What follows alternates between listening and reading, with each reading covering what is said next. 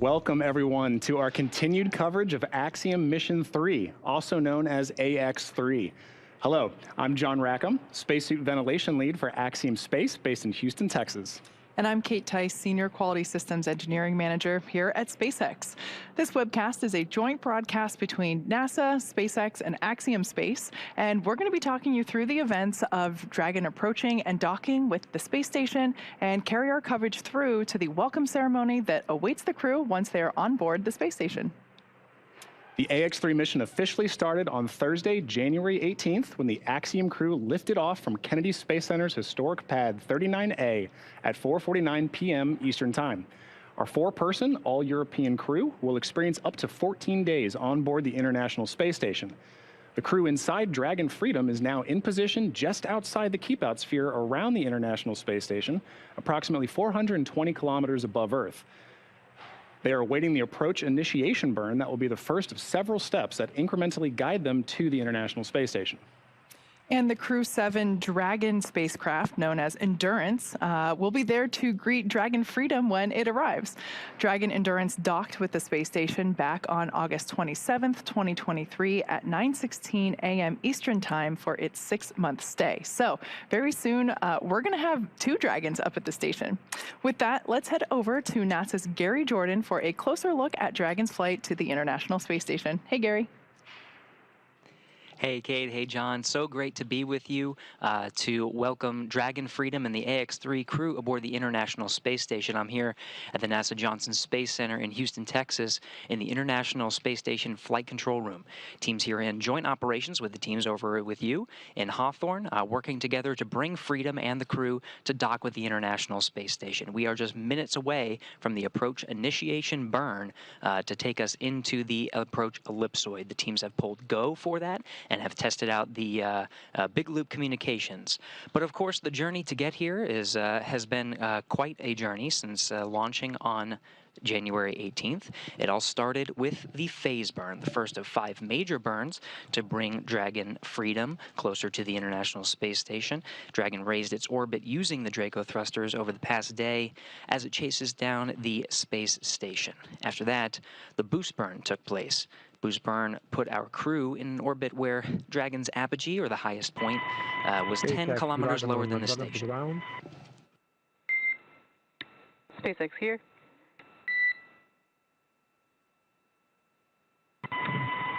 For 010 completed, all fuel suited and set. Copy that. Completion of suit don procedure for all crew.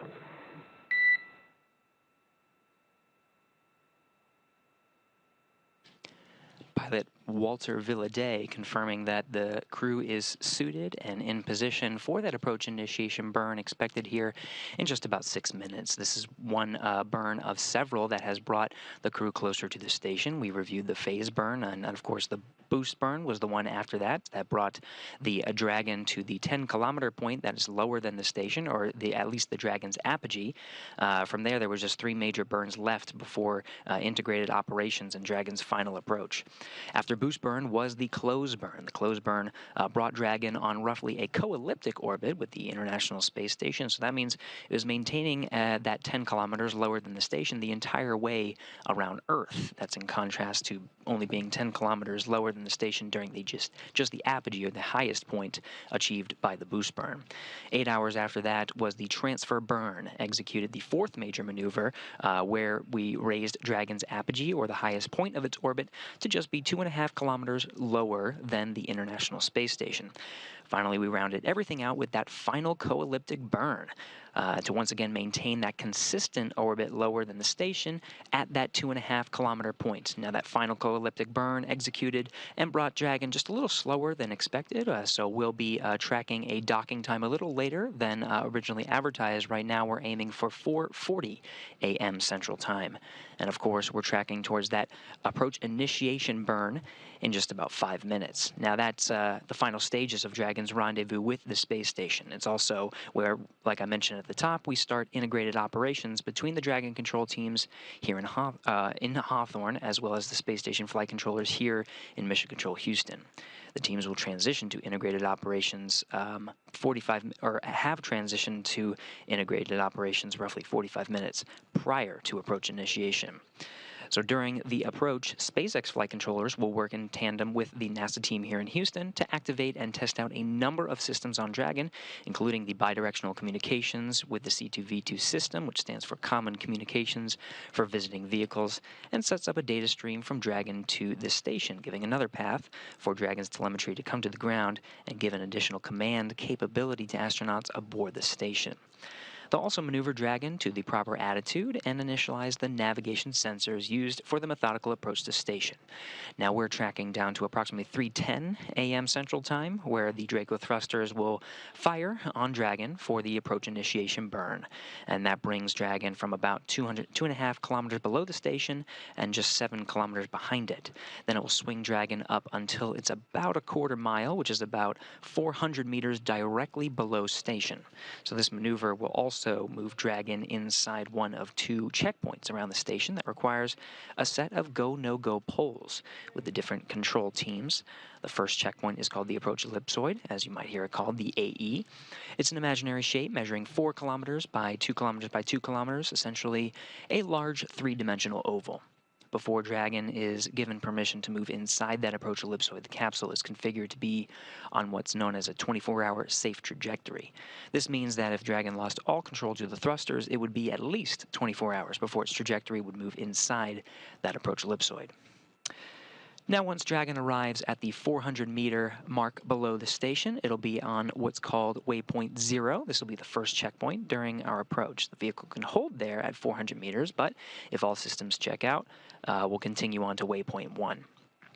Now, NASA and SpaceX teams will do a go-no-go poll to move Dragon inside what's called the keep-out sphere, another checkpoint at about the 200-meter radius mark. Flight controllers use this to monitor all arriving and departing vehicles. It's another chance to confirm all the guidance, navigation, and control systems are working correctly on Dragon before moving closer to station. It carries a similar requirement on the orbital trajectory that if Dragon were to somehow lose control of the thrusters, and the space station would be in a safe for 4 orbits, or about 6 hours rather than 24 hours required for the approach ellipsoid. Now, from waypoint 0 to waypoint 1, it'll swing out and in front of the station, arriving at a distance at about 220 meters. At this point, it'll be on what's called the docking axis. It means it's directly in front of that docking point. And the crew today in Dragon Freedom are headed to the forwardmost port of the station, the Node 2 forward port.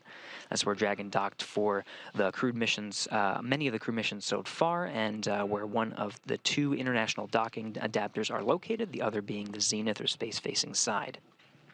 Now, once Dragon is only 20 meters away, it'll be at what's called waypoint 2. The spacecraft focuses on aligning its docking system with the International Docking Adapter.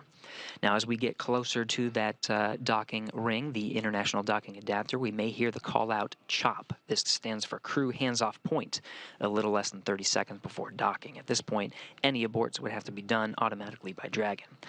Now, after we hear that call, we are just meters away from contacting the International Docking Adapter, and that's the moment we are waiting for. We're tracking 4:40 a.m. Central Time today when our crew arrives at the space station. Dragon will fly in and make contact with that IDA, and that's called a soft capture. The soft capture ring will then retract until the sensors indicate it's time for 12 hooks to drive into place and give us that hard capture and firmly secure Dragon to its new home on the space station. From there, NASA astronauts Laurel O'Hara and Jasmine Mogbelli will manually pressurize the vestibule, the area in between Dragon Hatch and Station Hatch, and meanwhile, umbilicals will provide power and data and audio communications between the station and Dragon. We'll see some leak checks, and then the hatch opening, which will just come a few less than 2 hours, is what we're tracking now after docking. But right now, we're just seconds away from initiating that approach initiation burn, and we'll stand by for confirmation of that burn.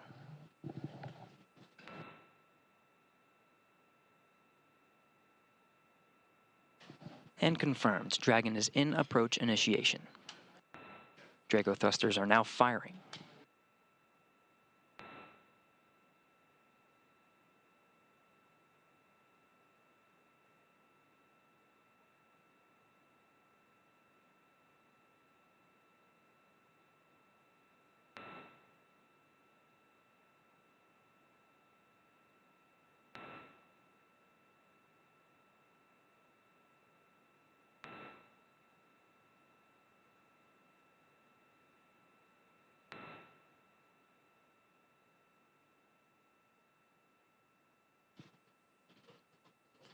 Teams are confirming that the trajectory has converged onto waypoint 0. This is an indicating of a good and approach initiation burn. We should hear confirmation reported up to the crew momentarily.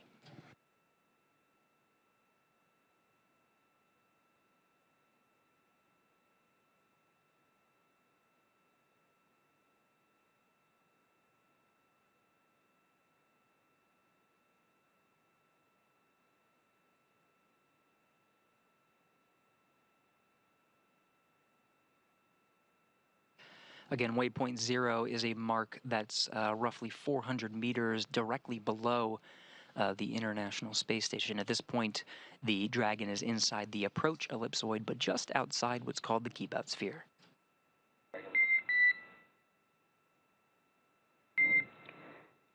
Dragon SpaceX, we had a nominal approach initiation maneuver, and a reminder that if our CTV2 link is lost for 10 minutes without ground action going forward, Dragon will perform a breakout. And you've got timers available in your event details to follow along.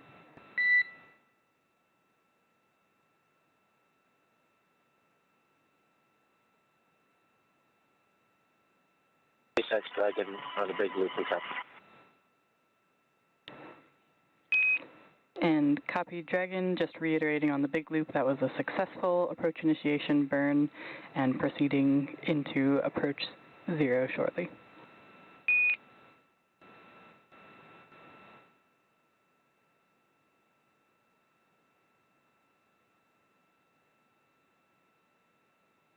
There you have it, reported up to the crew inside Dragon Freedom as well as the International Space Station. We have a good approach initiation burn.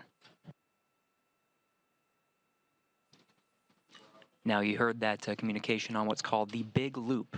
This was coordinated ahead of our coverage today. Once the Dragon is within the vicinity of the International Space Station, the Dragon, the SpaceX teams in Hawthorne, as well as the teams here in Houston, the NASA teams, coordinate a single communication loop where the teams in both control centers in Houston and in Hawthorne, as well as the two flying spacecraft, including the SpaceX Dragon and the International Space Station, all communicate on a single loop. You heard that confirmation, everybody checking in on that good approach initiation burn. Now again, the approach initiation burn takes us towards a trajectory to converge with what's called waypoint 0. This is a marker 400 meters directly below the International Space Station. Along the way, it'll cross what's called the approach ellipsoid. This is another imaginary marker that has its own, that indicates flight rules and requirements for both of the control teams as well as the astronauts flying both spacecraft. But with that execution, we are now on a trajectory to cross the approach ellipsoid. Now, along the way to waypoint 0, we'll be checking that trajectory and can perform what's called a mid-course maneuver. This will make sure that the Dragon is converging and continues to converge on that waypoint 0, as we're seeing now with the current trajectory. Once it reaches that waypoint 0 marker, we'll likely see Dragon continue along the way. It can hold at the waypoint 0 marker, but what we see most commonly is to move right past it, execute a short maneuver to swing out from right below the station at that 400-meter marker to right in front at that docking axis. That's waypoint 1. That sets us up right in front of the docking axis, where Dragon continues to move in closer and closer for that docking. Again, we're tracking 4:40 a.m. Central Time. Dragon SpaceX on Dragon to ground, giving you the go to begin suit leak check procedure for 4.011.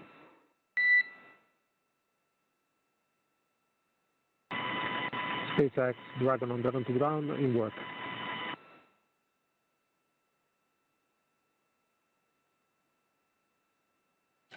Part of the procedures for reaching this milestone of approach initiation, all 4 crew members inside Dragon Freedom donned those SpaceX launch and entry suits that provide an extra layer of protection of pressure should there be any indication of a leak inside the cabin, just as a safeguard measure. But all 4 crew members are currently suited up and in their respective seats, and we're in this position ahead of that approach initiation burn. Now, the procedures have the crew suited and in those seated positions with their umbilicals plugged in to provide cooling, as well as communication from the suits and the communication devices inside the helmets through the Dragon to communicate on these loops. However, we still have yet to do those leak checks, another verification. Now, the suits are worn for the most dynamic parts of Dragon's flight to the International Space Station, including, of course, the launch, and then what they are preparing for now, which is the docking. After that approach initiation burn, there's plenty of time to prepare and perform those leak checks. We're expecting a waypoint 0 arrival in approximately 40 minutes from now. Of course, we do have the ability to execute that mid-course maneuver. If we do execute it, we can expect it in about 20 minutes. Plenty of time for the crew to perform those leak checks.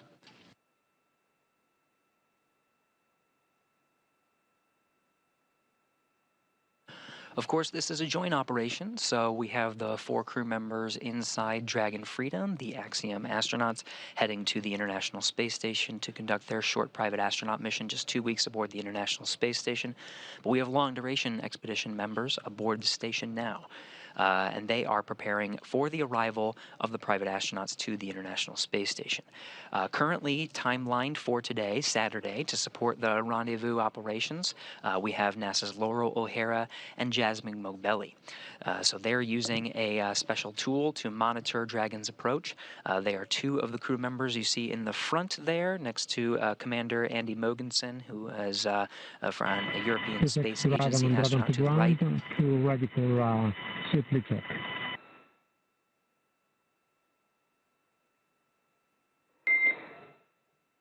Dragon, we copy, and you are go to initiate suit leak check.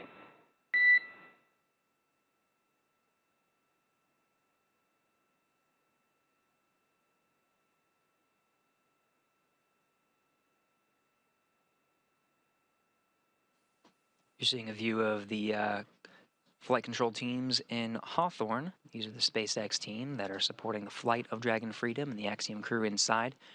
Crew operations resource engineer being the voice that you're hearing to the Dragon crew, confirming that they can initiate that leak sequence. They'll get the data there on the ground to confirm a good leak check to proceed towards some of the next milestones. Mid-course expected if we end up executing it in about 18 minutes. Arrival at waypoint 0 in 38 minutes. What you're seeing now is a live view from the International Space Station. We have a tally-ho of Dragon Freedom and the Axiom crew inside. The Dragon is approximately 4 kilometers, is what you're looking at now, 4 kilometers away from the International Space Station.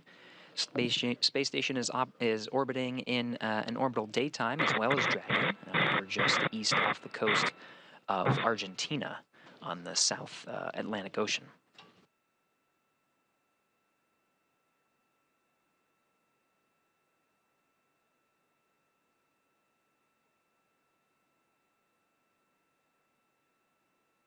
A great view for NASA astronauts Laurel O'Hara and Jasmine Mogbelli, who are conducting the monitoring operations. Again, they have the necessary tools to see the range and performance of the Dragon vehicle and monitor its approach and ensure its safe arrival aboard the International Space Station. They, along with the flight control teams here in Houston, as well as the teams over in Hawthorne, all working together with the crew inside Dragon Freedom, awaiting for the arrival and monitoring these delicate operations. Again, we're tracking 4:40 a.m. as our arrival and contact with the forward port of Harmony. That's on the very front of the International Space Station. That's where Dragon Freedom will remain docked for the 14-day stay aboard the International Space Station.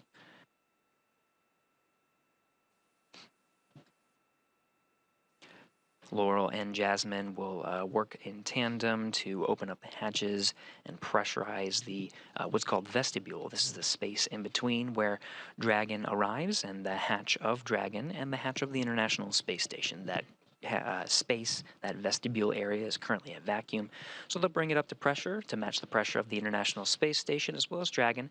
It's what we expect, is what we see here on sea level, 14.7 psi. It'll be a slow and methodical pressurization. There is some fluctuations that occur during pressurization due to thermal, just to make sure it's thermally stabilized and we're getting a good read on that pressure. So we'll do that slowly and methodically before opening up the hatch. What you're seeing is a zoomed-in view from the station's external cameras. We're following along. You're seeing some of the features of Dragon. And SpaceX, we see 4 good leak checks.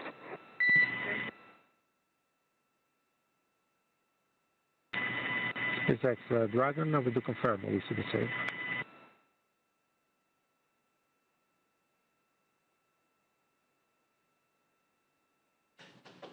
All right, with that, we have beautiful views of Dragon and confirmation that we have 4 good suit leak checks. This just verifies that the crew continues to be ready for some of the next major milestones. We are well on our way to arriving at the International Space Station later today. And of course, we're working together. We're here in NASA's International Space Station Flight Control Room in Houston, Texas. But we are working in tandem with the crew, with the flight control teams that you have over in Hawthorne.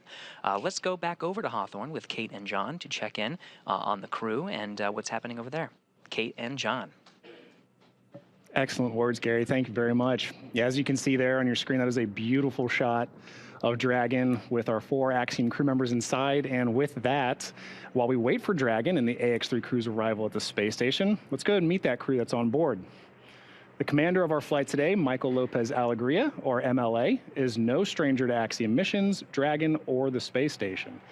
AX-3 marks his 6th mission to space, having completed 3 space shuttle flights and a Soyuz mission as a NASA astronaut prior to commanding AX-1 with Axiom Space.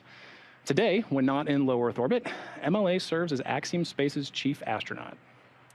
Our pilot on today's flight, Colonel Walter Villadei from the Italian Air Force, is taking his inaugural trip to low Earth orbit. Villadei currently serves in the Italian Air Force and as head of the Italian Air Force's representative office in the United States. He has completed cosmonaut training as a space engineer, participated in multiple analog training missions, and flown a variety of aircraft and missions as an active flight engineer in the Italian Air Force. Our 3rd crew member for today's mission is Mission Specialist Alper Gezeravcı. Alper is the first Turkish astronaut to go to space. With 15 years of experience across a myriad of aircraft for the Turkish Air Force, Gezeravcı got his start in the Air Force Academy in Istanbul, Turkey, and earned a master's degree from the U.S. Air Force Institute of Technology. He then flew as a commercial airline captain for several years before returning to duty in the Turkish Air Force. And finally, we have Mission Specialist Marcus Wandt, a lieutenant colonel in the Swedish Air Force. In November of 2022, Marcus was selected by the European Space Agency as an astronaut reserve. However, with the AX-3 mission, he now becomes the first project astronaut in ESA's history, a new designation within their ranks. So, if you couldn't tell by all of those wonderful descriptions, this is really an incredible crew.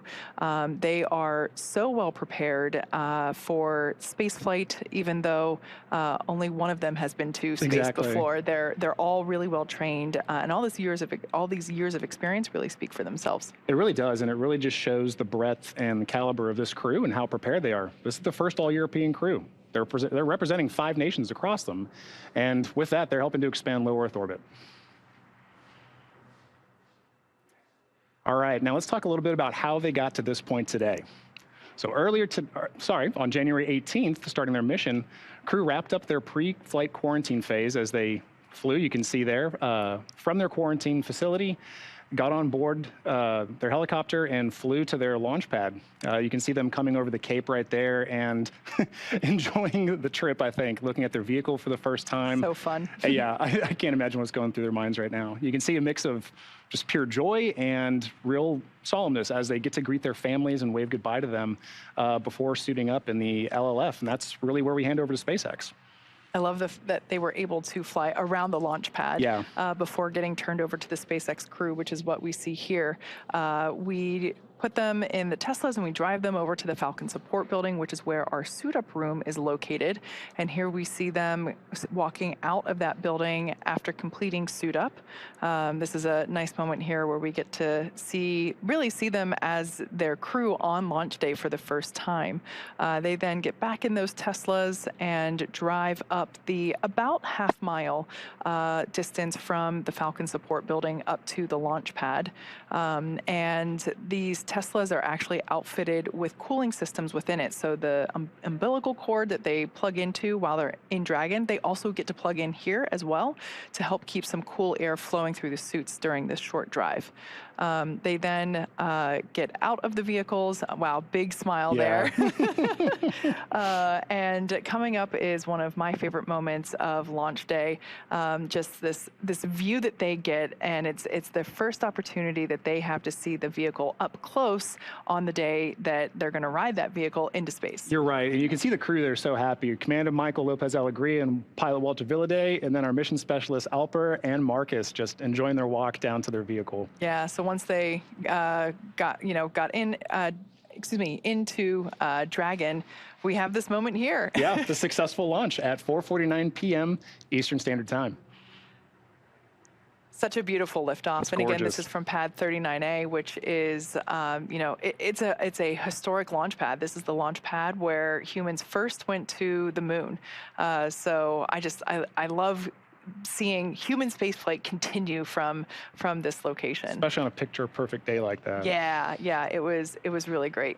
And then afterward, we were very fortunate, actually. About an hour and a half after they lifted off, we were able to have first relaxed communications with them. Here you see their first on-orbit event. It was so cool just to see them, obviously they took their suits off. They're a little bit more comfortable here. And they got to relay some experiences back to us. MLA, who, for those of you that might be unaware, this is actually his second time flying in our Dragon spacecraft. So he is the founding member of our Frequent Flyer Club. But during this on-orbit event, he noted that it was just as exciting this time as it was the first time he flew on Dragon with the Axiom 1 mission. And something that I really appreciated was that he still noted that you really got the sensation that you're going fast. Yeah. And that's something where, if you ride a roller coaster so many times, you might, I don't know. I always kind of wondered, does it still feel the same? Yeah. And because we have so many people that fly on Dragon that have gone to space before, but in a different vehicle, I have been curious in terms of, well, what about somebody that flies in Dragon more than once? What is their experience like? Yeah, and he said it's never a dull moment. Yeah. Still. So here we have some more views of the Dragon spacecraft. This is Dragon Freedom approaching the International Space Station. I love these views because right now it seems pretty far away. And before you know it, you're going to look up and we're going to see Dragon and it's just going to be like, oh, wait, it's knocking on the door to, get to the space station. You see it coming back into the frame there. Yeah, so this camera is positioned on the International Space Station, and it is manually I don't want to say removed, but it is the controllers at the International Space Station Mission Control in Houston are actually continually adjusting the angle of this camera because, they're going 17,500 miles per hour here, and Dragon is coming closer, and so they have to keep readjusting the camera to make sure that it stays in view. So that's why it floats out of the frame and then comes back in. And that tracking readjusts to capture it back in frame and allows us to keep good visuals on the vehicle as it approaches. So right now, all 4 crew members are there inside that capsule. We're looking at the capsule from the top down. So we're actually looking straight into the forward hatch. This is the hatch that will be utilized to dock with the space station. And then there's a great view here. The pointy thing kind of at the top there, or what looks like the top to us, that is the nose cone. So that's why there's a bit of an asymmetrical shape from where we're looking, is because the nose cone actually after they get on orbit, we open the nose cone to expose the docking mechanism in the forward hatch. So that's why it's a little bit asymmetrical from this particular view. But all 4 crew members are currently strapped into their seats. We're going to be stepping into some leak checks as they recently donned or put on their spacesuits. We're going to perform those leak checks. As Gary said, we have quite a bit of time here before we move into the mid-course maneuver and eventually hit waypoint 0. So, excuse me. But the crew, they put their suits back on, they're in their seats, and we will perform those leak checks just to make sure that all of the zippers are pulled up into where they need to be, to make sure the visors are clicking shut and then the locked position, really just to make sure that the crew put their suits on the right way. Yeah. You know, that's important because we do put the suit on whenever we're entering more dynamic phases of flight. Right, and that process you just mentioned, Kate, right, that's a huge part of their training, their pre-flight training to get them to this point. They know what to expect to run this procedure while they're on orbit, and so that's going to be something that they don those suits, they do some nominal checkouts, and they run that procedure to make sure they're doing good. They have trained for that, but of course, trying to get dressed in space completely different. would be a little different than training here. But you're absolutely right, and the crew is trained to assist their other crew members in making sure that all those things are in the right places before they hop in back into their seats and put their seat belts or really their safety harnesses. They're a bit more complex than a seatbelt, but so we know that they do go through that training, but it's always different when in space. So speaking of training, as Dragon, as you can see here, actually it looks like it may have floated out of view again, but it'll come back. As Dragon continues its approach, let's talk a bit more about that preparation that the crew went through in order to be ready for this mission.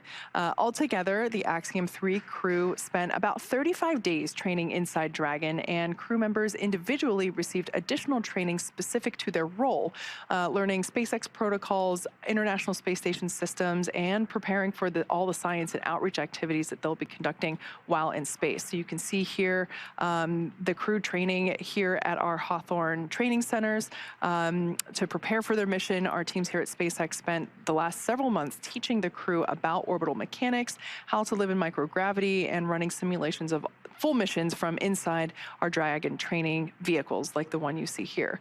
The training program includes nearly 100 different lessons covering all aspects of the flight. The team also spent time at the launch pad, as well as in the suit-up room, and working through emergency procedures that would be necessary in the unlikely of a pad abort scenario. Yeah, I mean, that's a lot of extensive training just for the vehicle alone, in addition to some other systems. But crew also spent extensive amounts of time in historic Building 9 at the Johnson Space Center that you can see there, learning from certified instructors on all critical systems necessary to ensure a successful stay aboard the orbiting lab. The team even prepared for unlikely emergencies and learned how to provide first aid in a microgravity environment. Additionally, they learned how to prepare food and make selections for their meals, as well as learned how mission control operates to better ensure mission success during their flight. They also had a chance to familiarize themselves with the gear that will enable them to document their trip, their research, and help them connect with those back here on Earth during their outreach events. Additionally, ESA and JAXA also play a critical role in cruise training. Each module has its own nuances, so gaining insight into the specialties of their racks and systems is necessary, especially for this particular mission.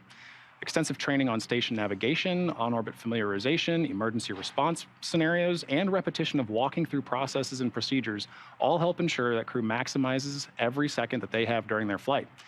And simulating science research, operations, and even discussing how to sleep in space are all necessary lessons on the path to mission readiness.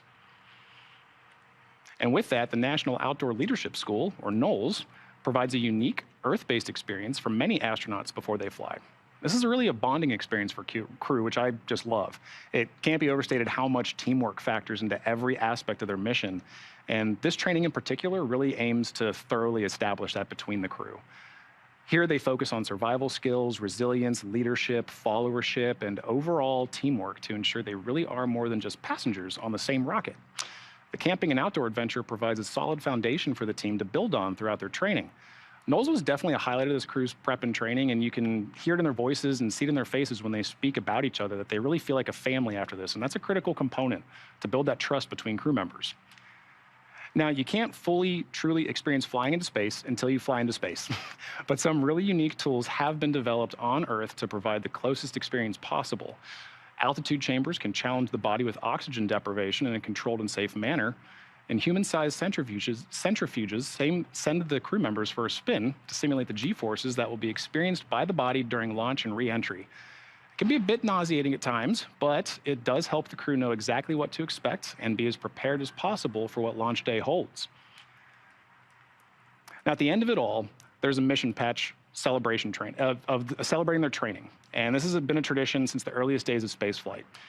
Crew gets to hang their training patch on the modules in Building 9, and this crew had a chance to be present for that patch hanging in Building 9 of Johnson Space Center. We all know that spaceflight is a very serious business, but it's moments of levity like this, celebration, that help everyone pause and reflect on the incredible accomplishments being achieved every day by all of these teams. No matter how many patches join a canvas like that one, each one is incredibly special because of the people who make it possible, the crew and those here on Earth supporting each mission. It's so cool to see everybody coming together to celebrate that. So you were talking about Houston. Actually, let's go back over to Gary Johnson, who is at Houston's, who is over at Johnson Space Center at International Space Station Mission Control. How are things going over there, Gary? Hey, thanks, Kate. You tossed at just the right time. We are just in the middle of a mid-course burn right now. So we're standing by as a very short burn. So we're just going to stand by and just monitor the performance. It's just a course correction maneuver just to make sure that we are right on track to meet up with that waypoint 0.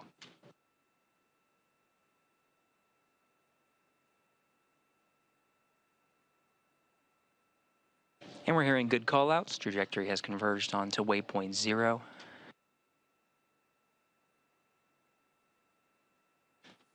Teams are analyzing just to confirm, but we are right on track for hitting that milestone. We have a clock on the board here counting down a little less than 20 minutes, and we're expected to arrive at waypoint 0.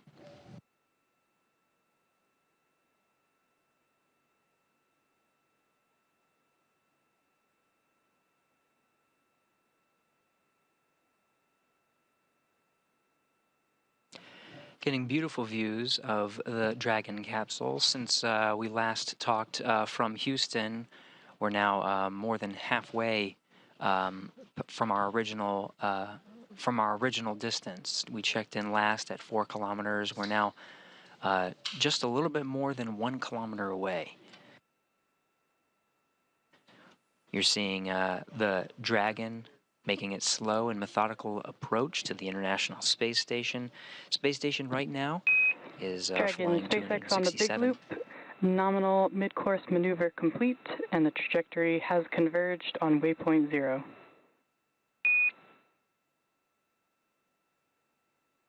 Kelly, thanks.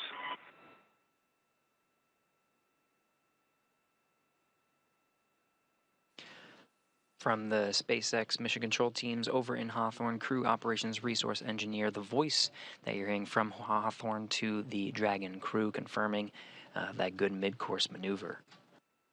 Again, that's just a way to make sure that the trajectory is converged onto the expected waypoint 0. You can see all the burns that have happened over the past couple of days to get us to this moment. Approach initiation starting very shortly after the start of our coverage this morning, and that mid-course maneuver is about the halfway point just to get us right to where that waypoint 0 is.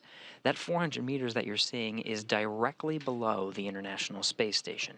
You can see 2 zones surrounding the International Space Station, one being the approach ellipsoid, the other being the keep-out sphere.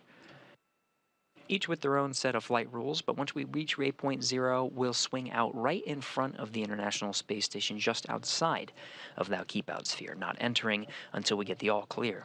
Now, the waypoint 1 is the next milestone, and it takes us immediately in front of the International Space Station. It still remains outside of the keep-out sphere until the teams assess the vehicle and its performance and trajectory and do a go-no-go poll to say, yes, we are good to move inside the keep-out sphere.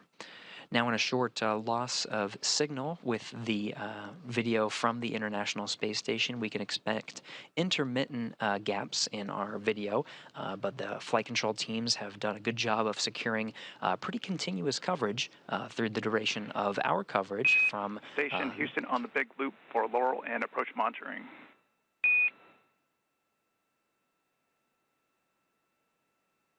On 2. Dragon range is approximately 1,000 meters. Monitor long-range approach per steps 1 to 4 in 1.102. Dragon approach and retreat monitoring. ISS crew is now primed for vehicle approach monitoring.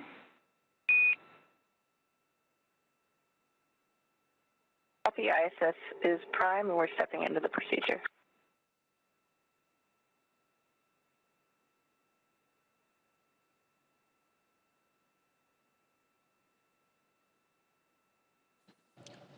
Voice you heard was from here in Mission Control Houston. The flight control room you see on the right of your screen, William Vu, the Capcom here in Houston, and the voice of Mission Control relaying up to the International Space Station teams. It's NASA astronauts Laurel O'Hara and Jasmine Mogbelli that are working to monitor the approach and docking of Dragon today. William being on the far side of your screen. On the very front, you see Flight Director Judd Freeling leading the teams. Expedition 70 are the 7 crew members awaiting the AX-3 crew's arrival to the International Space Station. In the front there, seated. And attitude is as expected. Dragon is facing us. Houston copies. A tally-ho from the crew aboard the International Space Station. Laurel O'Hara confirming she has visuals of the Dragon Freedom as it is now inside 1 kilometer from the International Space Station. Flight control teams tracking a good trajectory. That mid-course maneuver put us right where we need to be, on track to converge with waypoint 0 in almost exactly 15 minutes from now. Again, waypoint 0 being 400 meters directly below the station. Once meeting that point, we can expect very likely to proceed past that waypoint and swing out in front of the station to converge with the docking axis. From there, we'll make a slow and methodical approach inwards to dock with the very forward port of the International Space Station.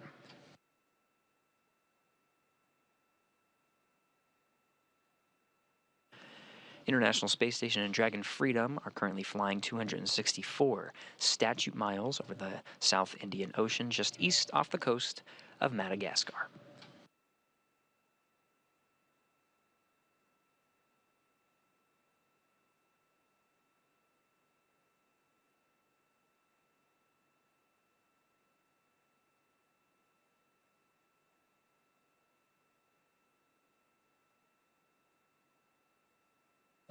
We can expect to be in an orbital daytime for quite some time here. Of course, it being the middle of the night U.S. time. Sun is shining over in Africa and Asia. We're expecting to see continuous sun views illuminating the Dragon Capsule and the International Space Station. Sun may set. We might get some dimmer views right around 4:09 a.m. Central Time. But for now, we can see a lot of the features of the International Space Station. Again, those intermittent loss of comms, those are very much expected throughout our coverage today. It's tracking and data relay satellites. These are geosynchronous satellites that communicate with these low Earth orbit spacecraft. Very short loss of signal. We regained it now and should maintain it for at least through the most remainder of our sunlight. Again, sun setting probably around 4:09 a.m. is the predicted sunset. we'll start seeing the views of Dragon Freedom and the AX-3 crew inside getting a little bit dimmer, but for now we can enjoy the International Space Station and Dragon flying over the Indian Ocean. We're seeing features of the Dragon spacecraft from here. On the very forward end, you can see that nose cone pointing straight towards the International Space Station, guidance, navigation, and control equipment facing right towards there, and there is a communications link called C2V2, Common Communications for Visiting Vehicles, relaying communications in between the two flying spacecraft. And of course, relaying them down to the flight control teams you see in both of the flight control rooms. Getting even closer now, we're seeing the flashing docking light that's in the very center of there. You can start seeing the features of the soft capture ring, the gray center that's around the middle there. That'll be the soft capture ring. As we start getting even closer to the International Space Station, that soft capture ring will extend and prepare for a nice cushy contact with the International Space Station. It's that soft capture ring that allows for a little bit of cushion and then retracts to bring the Dragon in closer with the International Docking Adapter for a hard mate. There are 12 latches. Now start flying over a ground station to provide views from the Dragon itself. We got just a glimpse of the crew inside and are now seeing what the International Space Station looks like from Dragon Freedom. We're just a little over 600 meters from the International Space Station. Eyes on both sides. We have the Dragon looking at the International Space Station and the Space Station looking at SpaceX on the big loop. Ground has pulled go for approach 0, and we will be enabling the maneuver shortly. Expect to reach waypoint 0 at 09:58, and a reminder that Dragon will continue approach through waypoint 1 towards waypoint 2 without stopping.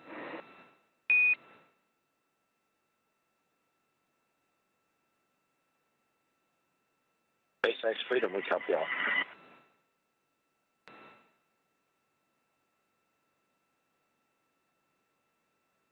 Excellent news from the flight control teams. Teams have pulled go to past several of the upcoming waypoints. We are talking about waypoint 0 being 400 meters right below the International Space Station. You can hear flight control teams pulled go to pass not only waypoint 0, which is 400 meters below, but waypoint 1, which is 220 meters in front of the docking axis, in front of the International Space Station.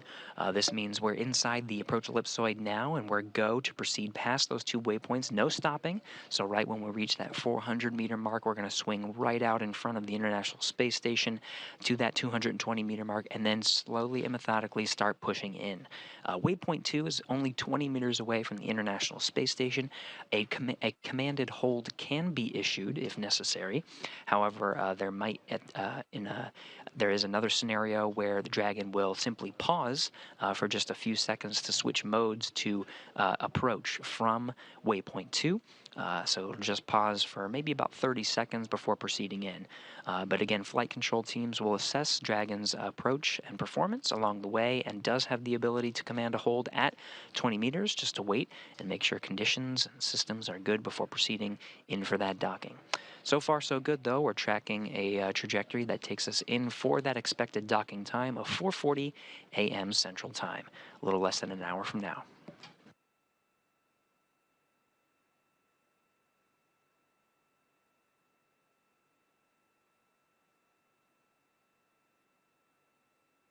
Dragon continuing to fly over the Indian Ocean, still seeing those features. You can see the nose cone deployed. This is a feature of Dragon that's deployed very quickly after spacecraft separation from the Falcon 9 rocket. You can sort of see it swung out.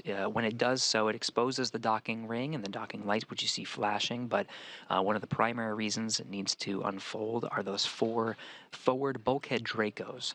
Those Draco thrusters provide much of the force needed in those initial phasing burns that we discussed a little earlier, those 5 major burns that bring Dragon incrementally closer to the International Space Station. Forward bulkhead Dracos have done their job for the approach and rendezvous. We'll see them again when Dragon leaves the International Space Station, and the forward bulkhead Dracos are used for a very significant maneuver, the deorbit burn. But for now, we'll use the service section Dracos for the upcoming maneuvers, including the approach 0, which is the maneuver right at the waypoint 0 mark, 400 meters below the station, and approach 1. That takes us right in front of the docking axis inwards to make contact with the International Space Station. Flight control teams working in tandem together. You're seeing the teams over in Hawthorne, monitoring Dragon's performance, working with the crew inside.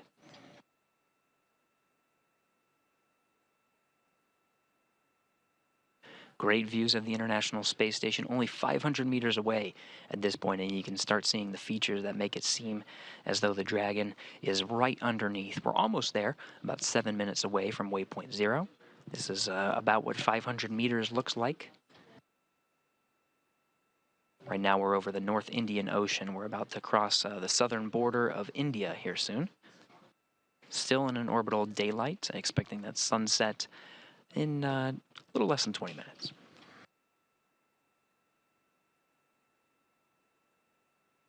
The crew inside Dragon monitoring the performance. You can see in the middle screen there, that point at the very bottom, that's the Dragon spacecraft, and they're trying to meet with that point right below the space station. And you can see what the maneuver is about to do. It's about to swing it right at that point, right in front of the docking axis. The cone you see in the circle in the middle of that screen.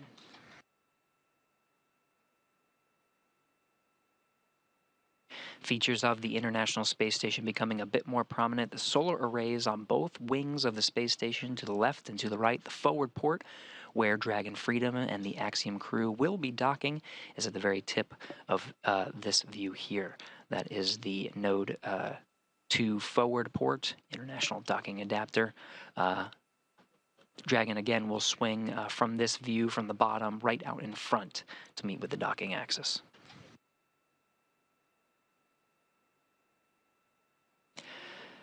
Commander Michael López-Alegría on the left of your screen, one of the 4 crew members inside Dragon Freedom, suited up, ready to monitor these operations. Pilot Walter Villadei to the right. Alper Gezeravcı is also a mission specialist, as well as Marcus Wandt.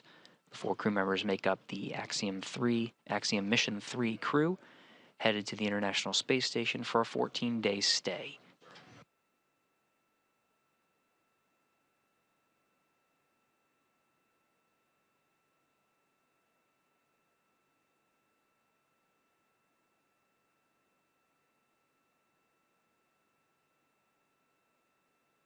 Counting down 5 minutes to waypoint 0.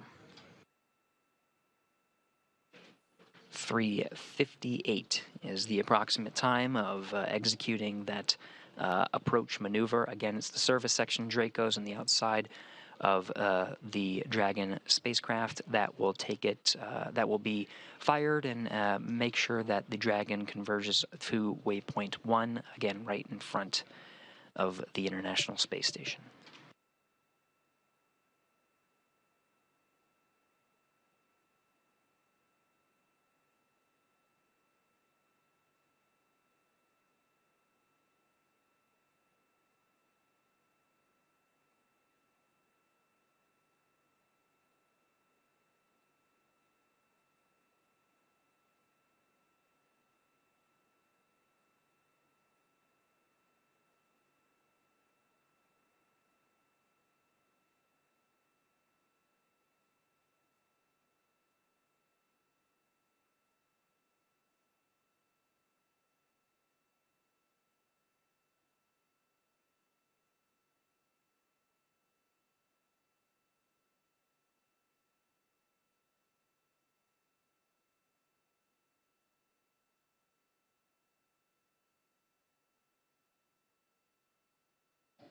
Three and a half minutes to approach 0.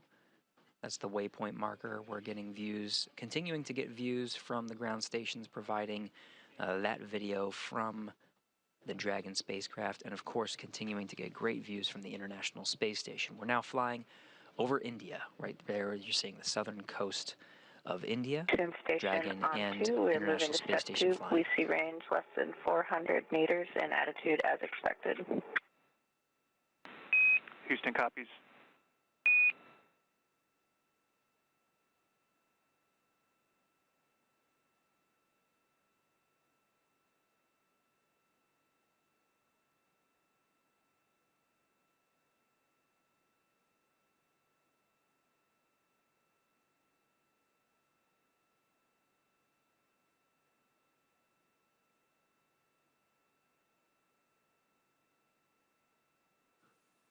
NASA astronaut Laurel O'Hara confirming the data that she's seeing, again, from inside the International Space Station. She and Jasmine Mogbelli, another NASA astronaut, monitoring Dragon's approach to the International Space Station, confirming the data that they're seeing on their screen.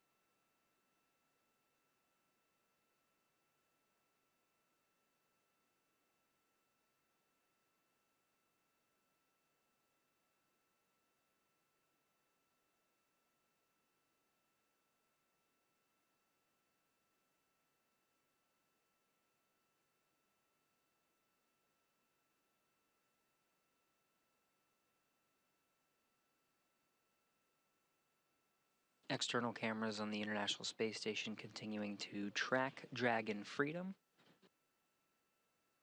Still getting fantastic views as Dragon and International Space Station are flying over India.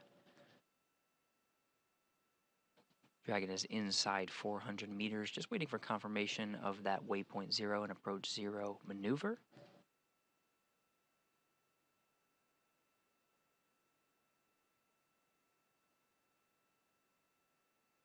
Both vehicles flying at 17,500 miles per hour.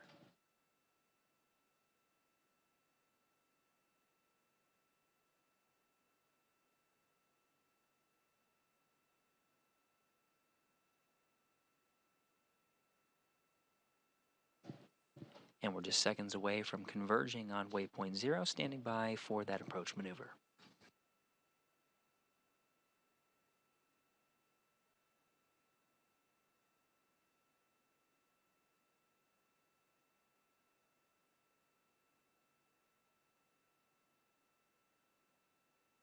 And confirmed, we're in approach 0 now. Service section Dracos are firing, standing by for the performance of that approach maneuver.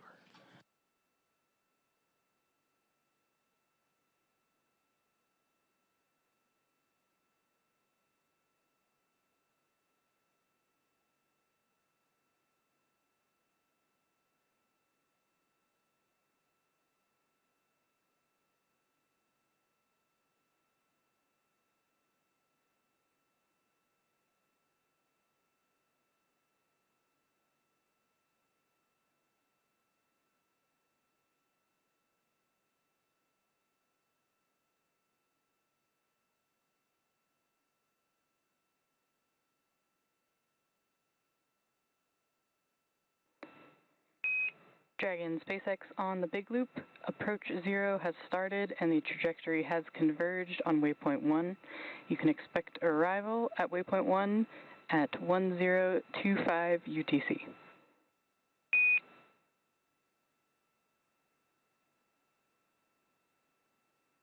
SpaceX Freedom, we copy.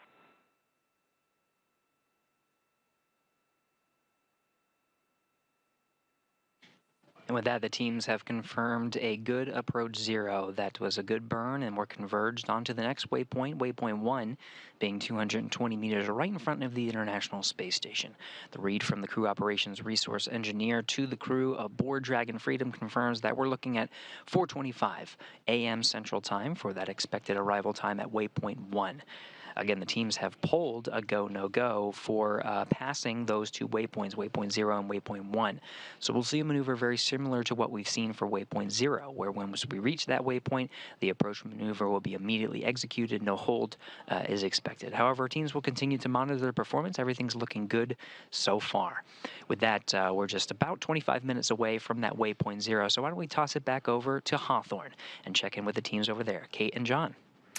Thanks, Gary. For those of you that have just recently joined, we are tracking the approach and docking of Dragon with the AX-3 mission approaching the International Space Station.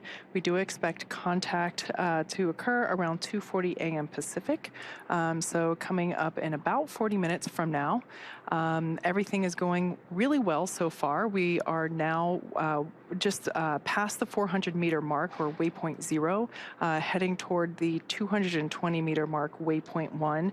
And as Gary reported earlier, the teams polled yes to not have to stop at either of those waypoints. Those are opportunities for us, if needed, where we can stop there and reset and, do whatever course corrections are necessary. But good news, we're able to cruise right through waypoint 0, which is what just happened.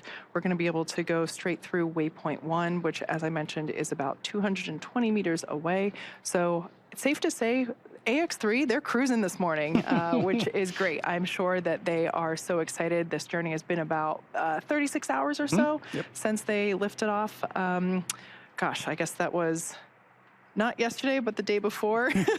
They lifted off at 4:49 p.m. Eastern time. And so yeah, about 36 hours they've been in Dragon, and I'm sure that they are very much looking forward to beginning all the science and experiments and everything that they are about to embark on for about the next 2 weeks or so. You're absolutely right, Kate. I mean, this crew is ready with this mission. And as you mentioned, right, they're ready to do the science and the research. And we know how core that is to this mission, these particular objectives. And you really can't talk about human spaceflight missions without talking about mission patches. Oh, right? Absolutely. Right? These mission patches are left behind as this lasting reminder of what occurred on the mission and what the crew was doing, and they end up everywhere, and they're definitely in that vehicle. Oh, yeah. And there's going to be more. There's plenty on the International Space Station, and we have them all over our laptops and everywhere. So it's a really big deal for crew to be involved in designing that patch because it's such a lasting mark of their dedication and their hard work. So you'll often find a lot of the significance for them personally and the nations that they represent. So let's take a look at the AX-3 mission patch now. As you can see, their names, a star, and unique graphics for each nation are featured to highlight all 4 astronauts. With the commander, MLA, Michael López-Alegría, holding dual citizenship, the 5 national flags mark the top edge.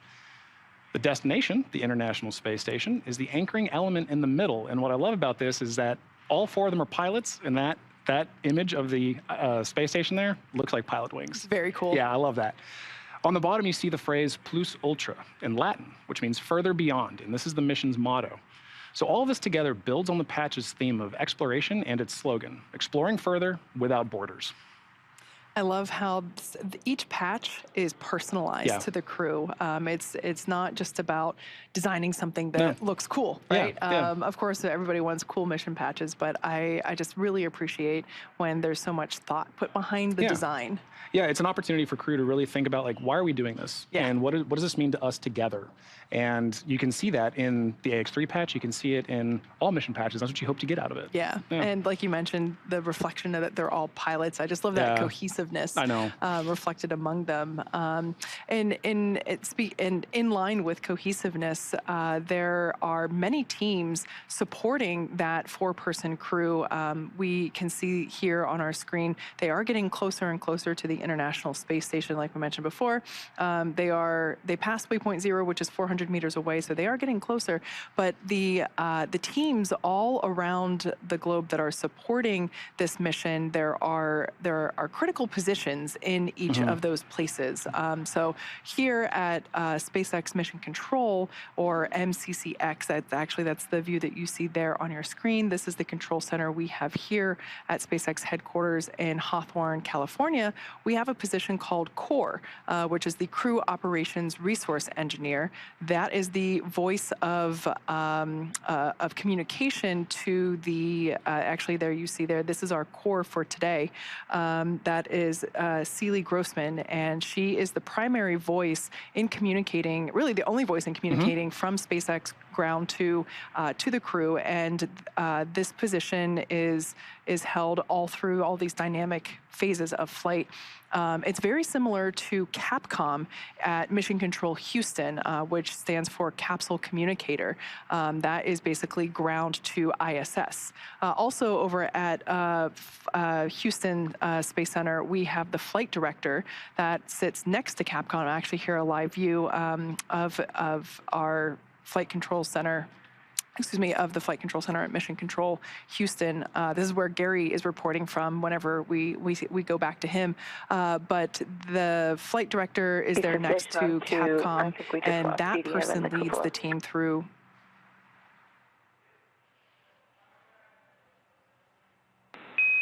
Copy, Laurel. We'd like for you to kill it and restart it.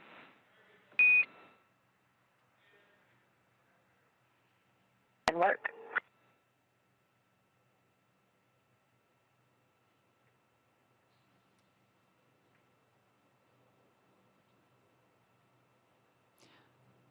As I was mentioning, next to Capcom is the flight director. That's the individual that leads the team through major milestones. There's also ADCO, that stands for Attitude, Determination, and Control Officer. They handle controls, attitude, orientation of the ISS. There's also VVO, the Visiting Vehicle Officer. How can we restart it?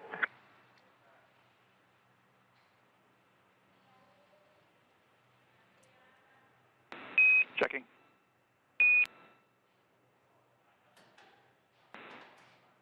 Laurel, we're going to take that one for the ground, so stand by.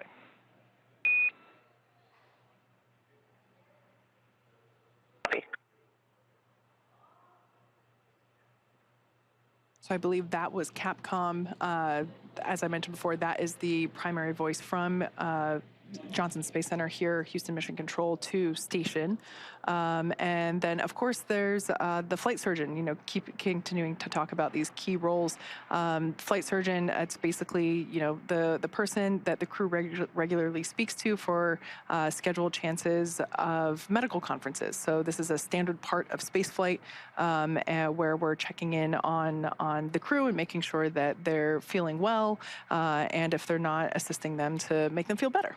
Yeah, exactly right, Kate. And you might have heard us pausing there a few times, right? And that's to work with exactly what you mentioned, right? It's a single point of communication. Talking to crew is essential for all of these teams to be able to work together.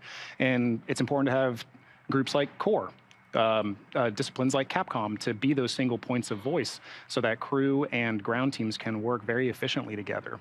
Without that, it wouldn't be as smooth as it is. And as we know, slow is smooth, smooth is fast. And absolutely. Yeah, we've been, and that's part of what we're looking at today, is watching this vehicle approach station. It may seem a little slow at times, but it really is smooth, and that's fast. And in addition to MCCH that you see on the screen, MCCA is Axiom Space's Mission Control Center in Houston, Texas as well. MCCA is officially certified control center, joining the large network of other control centers supporting the ISS from all over the world. From this secure facility, teams have live access to voice, video, and data from the ISS and can work alongside their NASA counterparts and SpaceX counterparts to run on-orbit operations and monitor every aspect of the mission in real time, 24/7, for the duration of the crew's mission. And similar to like what you were mentioning, Kate, of having a single point inside these control rooms for Axiom, for MCCA, that room is led by Axel, or Axiom Operations Lead. And around the room that you see, positioned around Axel, are other supporting flight controller positions, each responsible for different aspects of mission support. For Axiom, that includes research, communications, medical, integration and stowage, and timeline operations. So when you put all this together, this is really a significant step in terms of getting to low Earth orbit and sustaining low Earth orbit, because it's the 12th ground segment partner for the ISS program. And with this facility, we're providing our customers and the global community a front row seat to the work being done on station. So you were talking about comms. I just like, for those that might not be familiar, just a quick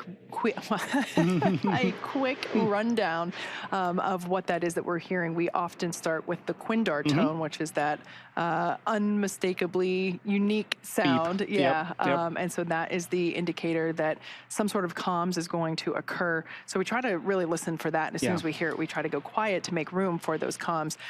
You then also hear something like Dragon Houston on the big loop. Right. So that is the standard protocol of basically saying, this is the person I'm calling. I'm calling from this place on whatever net it is. So in that case, it would be a flight controller, or in that case, in the example I gave, forgive me, it is 2:10 in the morning here, so my brain might be a little slow, but it is, if I would be Capcom in Houston, I would say Dragon Houston on the big net basically saying, hey Dragon, I'm trying to get a hold of you. Who I am, I'm in Houston, and what net we're talking on. So a little bit of clarification there on why you don't just hear the Quindar tone and then someone saying, hey, we have, something floating around in the cabin, or, that kind of thing. Yeah, and all of these things for supporting missions like this, it's really important for everybody to kind of know what role they play when. And I think that's one of the things that I absolutely love about these kind of dynamic operations, right? It's, as we mentioned, if you move slow, you move smooth, and if you move smooth, you move fast. And having procedures to help you do that in a training that backs everybody up, right? It's not just crew that trains for these missions. It's all of those flight controllers that we mentioned in Houston, in SpaceX, at Axiom. All of those flight controllers need to know what role they play and when they play it. Absolutely. And knowing that allows you to understand, okay, at this critical moment in this flight path, it's my role to kind of lead the team. And it's my role to do the communication. And now it's my role to follow on the team. And I think that's just absolutely amazing part of spaceflight. So in the capsule, our four-person crew of Axiom 3, they are on their way to the International Space Station. We are coming up to waypoint 1, which is 220 meters away from the station. The crew are seated. They are buckled in. They have their suits on. They've gone through Actually, I'm not sure if they have completed the leak check yet. I'll check on that. But they will be completing a leak check on the spacesuit. I am hearing that they did complete that leak check and it was successful, so that's good news. But those spacesuits are really important. We heard us mention before that we have the crew wear them during the more dynamic phases of flight, and that's because those suits protect the crew from depressurization events. The suit inflates with nitrox, which is a nitrogen-oxygen mixture, and they are flame resistant. So cool visual here kind of illustrating it. They are custom to each astronaut. It's a single piece suit. The helmets, which are actually 3D printed, are also, I would love to put one of these on one day. They look so cool. They also, of course, have boots and gloves. Those are all attached. They also have a quick disconnect, or a QD, which is located on the right thigh umbilical. That is what provides that nitrox airflow, as well as where the electronics are connected. And that is important because within the helmet, there is a mounted mic as well as their in-ear speakers. So that's where all of that communications connections occur, is that umbilical. And we were talking about training before and how they practice suiting up, although we mentioned suiting up in space would be a little bit different, but they are able to actually suit up in less than 15 minutes. So I would feel like, I think about when I'm getting dressed to go skiing, it definitely takes me longer than 15 minutes to get dressed. So the challenge is set. Yeah, absolutely. And so the crew practices that. This suit is an IVA, or intravehicular activity suit, meaning it's designed for use only inside of Dragon. The suits will stay on Dragon while the crew is living on the International Space Station. The suits that they will use for their extravehicular activity, or EVAs, aka spacewalks, there are designated suits for those EVAs, known as EVA suits. And the amount of time that they spend in suits varies. As we mentioned before, they wear them during launch, but then whenever we did the on-orbit event with the crew, the day before yesterday. An hour and a half after they lifted off, we had an opportunity to chat with them, and they had already taken their suits off and were in their comfort garments. So ultimately, they have to take everything they need with them in order to be fully self-contained in the Dragon. And yeah, ultimately speaking, the suits are not only do they look cool, they are super functional, and most importantly, they are safe. So yeah, it's nice to see. We don't have the view at the moment. As we mentioned, we're going to lose the views here and there. So when we have the view, we'll be sure to bring it back. The view of hopefully all four of them seated in their seats, and we'll be able to see those suits in action. So with that being said, let's actually check back in with Gary over in Houston for the latest progress with the approach to the International Space Station.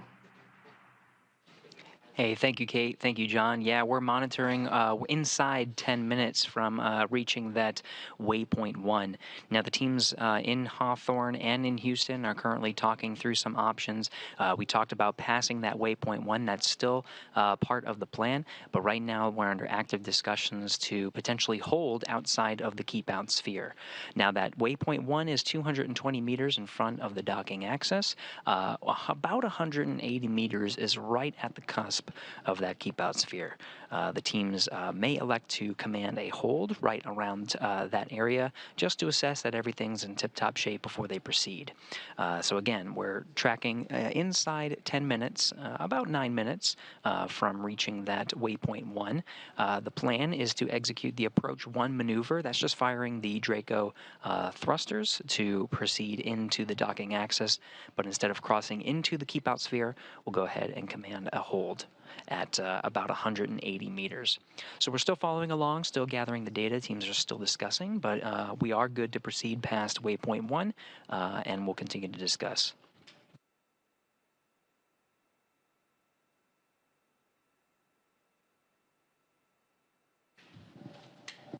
What you're looking at now are the teams inside Mission Control Houston, the International Space Station flight control teams. Of course, teams on both on different areas of the United States here in Houston, and of course in Hawthorne, California, the teams here monitoring the International Space Station. Every position you see here staffed is monitoring a different component and contributing information and data and monitoring, making sure everything's good to the flight director. Flight Director Judd Freeling is leading the teams today in coordination with the mission director in Hawthorne, California, a joint operation indeed. The two flight control centers are working in tandem with the two spacecraft in flight in low Earth orbit. That's the International Space Station being controlled out of this room you see here in Houston, as well as the Dragon controlled from Hawthorne.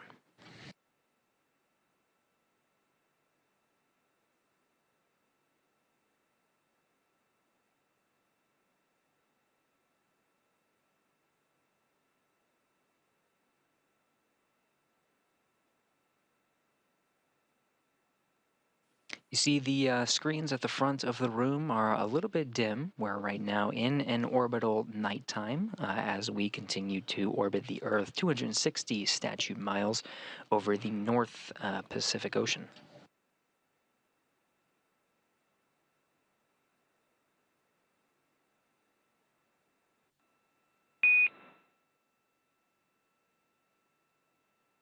I'm clear for freedom. And copy, Dragon. And for your awareness, we are going to proceed past waypoint 1, and then the ground will be commanding a hold at 180 meters in order to work some ISS solar array configuration.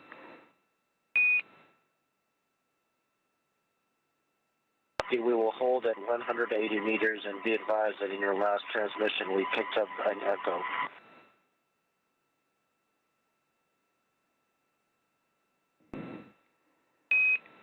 Copy, Dragon. Understand you're reporting an echo, and that's correct. The ground will be commanding a hold post waypoint 1. Okay, for what it's worth, the echo just disappeared in that transmission.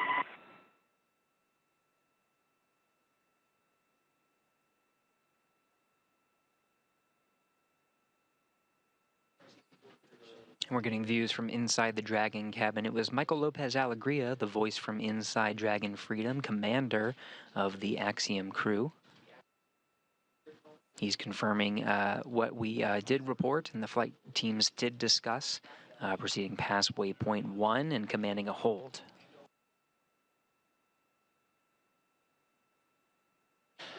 Teams working in tandem just to make sure everything's in tip-top shape before continuing to press on. Again, we're in an orbital nighttime right now over the North Pacific Ocean. Expect a sunrise here at about 4:45 a.m. Central Time. Once the teams hold, we'll continue to keep in touch with the flight control teams and share the latest on docking times and status of the crew. For now, we do have waypoint 1 and the trajectory converging on that mile marker just inside 5 minutes. Just as a recap, the plan is to proceed past waypoint 1, as the teams have agreed on. That's an approach 1 maneuver, just firing the Draco service, the service section Draco thrusters to push inwards right alongside the docking axis. This is directly in front of the docking port. But there is sort of an imaginary line around there called the keep out sphere, which is about at the 180-meter mark. The plan right now is to proceed past waypoint 1 at 220 meters, proceed inwards to about 180 meters, and command a hold. From inside the Dragon cabin, you can see sort of the trajectory. When you look at these trajectories from the displays inside Dragon, what is being calculated in real time are different breakout maneuvers. But right now the plan is to proceed past waypoint 1 and go ahead and command that hold. You can sort of see, though it is in a slightly lower resolution, you can sort of see the docking light on the forward end of Dragon. It has this pulsing phenomenon, and as it pulses, is illuminating the International Space Station. What you're seeing is the forward end of the space station. So the docking port is coming into view as we're almost 3 minutes from that docking axis. It's the forward port, but the docking light itself is illuminating the outside of the station as we continue over in an orbital nighttime over the Pacific Ocean.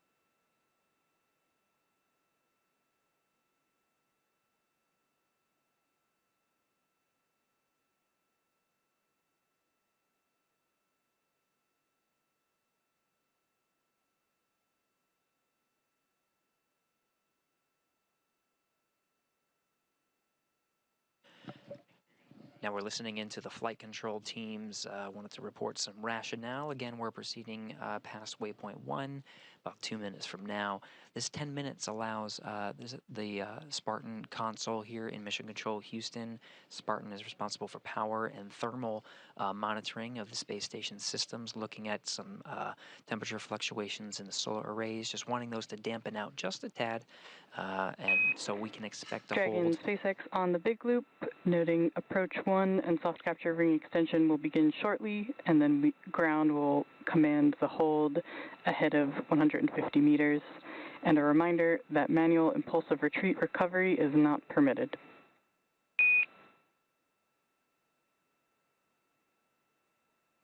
Copy all, SpaceX. Crew Operations Resource Engineer in Hawthorne, California, reiterating the plan to the Axiom crew inside Dragon. Again, we're proceeding past waypoint 1 and holding just outside 180 meters. Right now, the plan is there's the Spartan is monitoring some temperature fluctuations on the ISS solar arrays. Should just be a couple of minutes. Right now we're looking at approximately 10 to 15, though we'll monitor real time and provide data as we get more from the teams and they provide their assessment, just to make sure that everything's in tip-top shape like we have been reporting, to go ahead and proceed into the keep out sphere. But the teams are just looking for just a little bit more time to gather that data before giving the all clear to proceed inwards. Again, towards waypoint 2 is the next milestone, holding at just outside 180 meters. Once they proceed in, the next milestone will be waypoint 2. Teams will conduct a go, no-go poll on whether to go ahead and hold or proceed inwards again. We'll check in and continue to check in with the teams to monitor Dragon's progress for docking later this morning.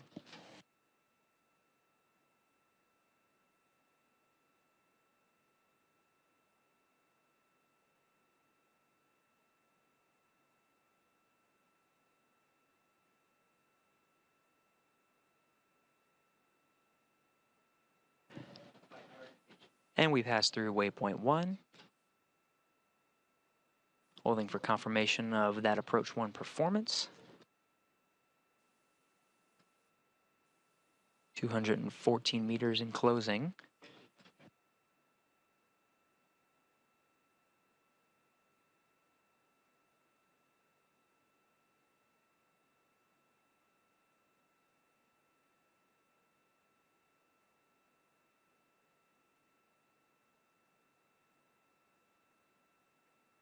Houston Station, we see vehicle mode approach to align point moving to step 3. Houston copies.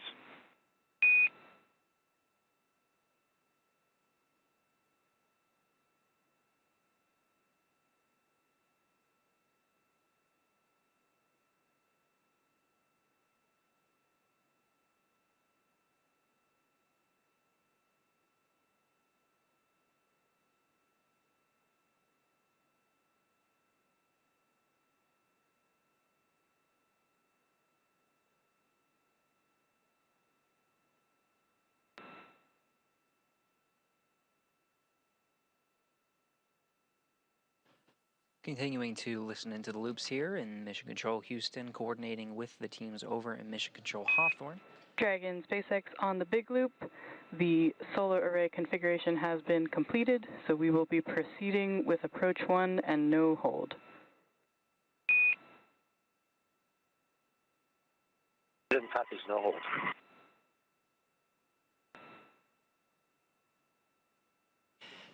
And right on time, the teams, instead of commanding that hold at about 180 meters, right at about the 185 meter mark, laying that we are continuing on forward. Dragon in the corridor, attitude as expected. Houston copies. From inside the International Space Station, Laurel O'Hara monitoring Dragon's approach with her, it's called Rendezvous Proximity Operations Panel. This is providing data to inside the International Space Station, reporting the same data that we're seeing on the ground. We're now inside 180 meters, proceeding inside the keep out sphere. The next milestone will be waypoint 2. Teams will continue to assess the vehicle's performance throughout its progress inwards towards that next milestone and conduct a go, no-go poll to proceed past that waypoint towards docking. That go, no-go poll expected to begin in approximately 6 minutes. They may elect to do it a little bit early, but everything proceeding even better than we were expecting. That monitoring of the ISS solar array seemed to resolve itself, so we're pressing inwards.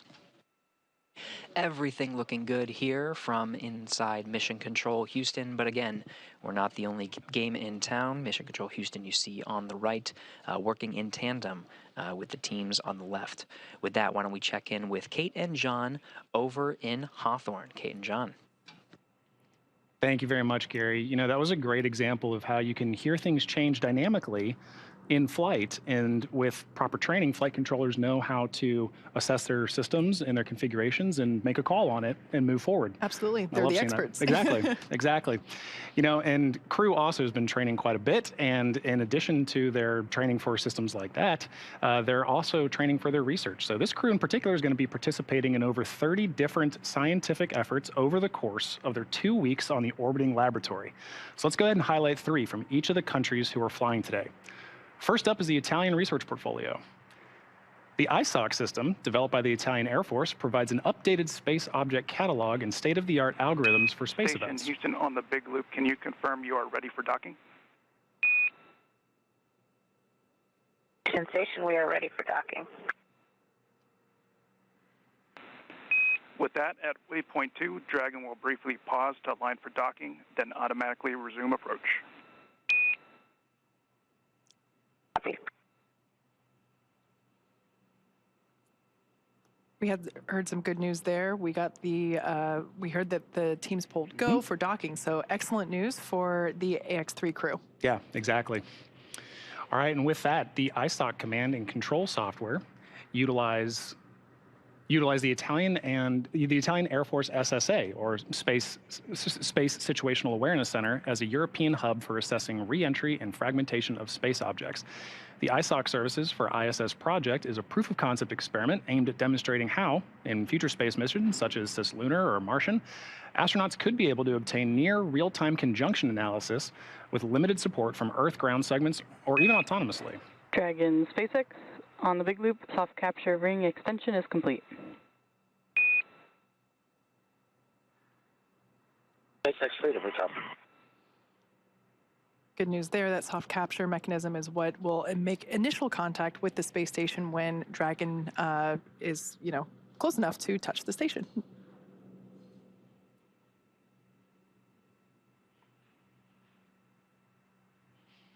And the Turkish Space Agency also has a broad range of scientific efforts for this mission, starting with Uzman.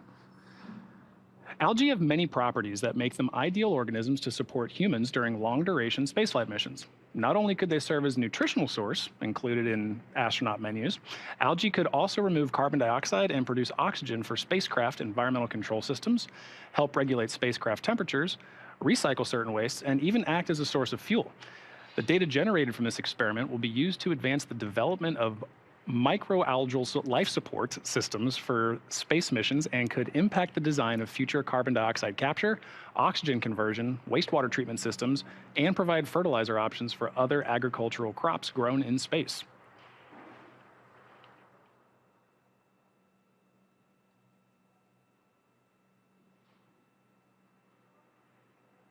And also highlighting the scientific efforts from ESA and the Swedish Space Agency, let's start with MEMO-BC. This experiment aims to determine the direct and delayed post-flight effects on the neural stem cells, after long-term microgravity exposure, and investigate if the delayed effects are the result of genetic changes emerging during microgravity, or to be secreted components in the medium during flight. Dragon Freedom SpaceX on the Big Loop. Please confirm that you are ready for final approach and visors are down. MCCX and Houston have pulled go for docking.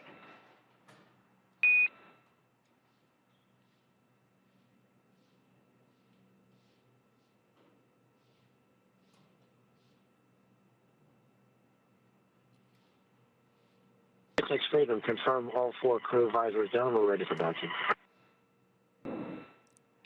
Copy, Dragon, go for docking. Ground will be enabling approach shortly. And a reminder, once you're inside the crew hands-off point, retreat and breakout are not permitted. Copy.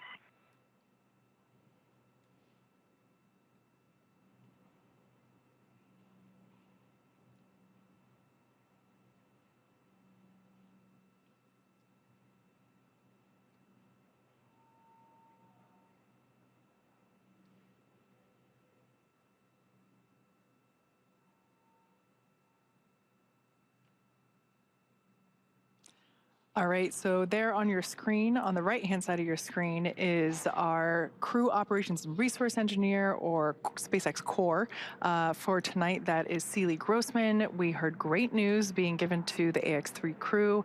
Their visors are now down, and the teams in Houston are ready for them to begin docking. So things are starting to get very exciting. This is basically what everything has been leading to for the last 36 hours. So we're very excited for the AX-3 crew to get closer and closer to what will be their home for up to the next 14 days. With that, let's go back over to Gary Jordan, who is at Johnson Space Center and tracking the final movements of Dragon Freedom. Thank you, Kate. Right on time. We're about 2 minutes away from Waypoint 2's arrival. The teams here in Mission Control Houston have worked in tandem with the teams over in Hawthorne. Both teams have pulled go to proceed past Waypoint 2 for docking. Now in this scenario, instead of a commanded hold at the Waypoint 2 marker, which is 20 meters away from the International Space Station, the Dragon will make a brief pause at that Waypoint 2 mark, again 20 meters, only for a short couple of seconds, just to reconfigure its software to change for docking mode. So it'll pause there for just a brief couple of seconds and then proceed inwards for docking. That is coming up very shortly. We're just about 40 meters away from the International Space Station now and closing. It's an orbital nighttime, so we're only going to see the navigation lights and docking light blinking once we get views from the International Space Station. Teams here in Mission Control Houston monitoring from the perspective of the International Space Station and the joint operations with the teams over in Hawthorne.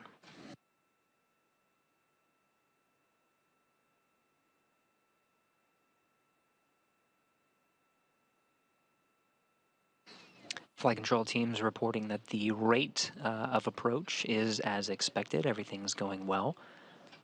And again, the teams have pulled go to proceed past Waypoint 2, coming up in about 10 meters. We're inside 30 meters. Not only are the teams you see here monitoring the approach of Dragon Freedom and the Axiom crew inside to the International Space Station, we also have NASA astronauts Laurel O'Hara and Jasmine Mogbelli inside the International Space Station monitoring the approach as well.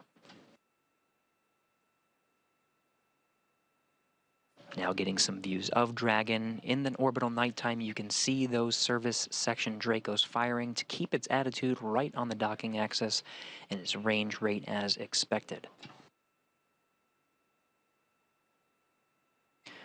Green starboard light and red port light, navigation lights on the forward end of Dragon coming into view. Again, we are in an orbital nighttime, so it is a bit dark. Those specks you see in the frame are dead pixels from the radiation on the camera.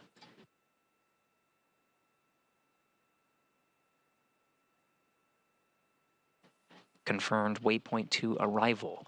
Dragon is now pausing and reconfiguring for its approach to the docking port.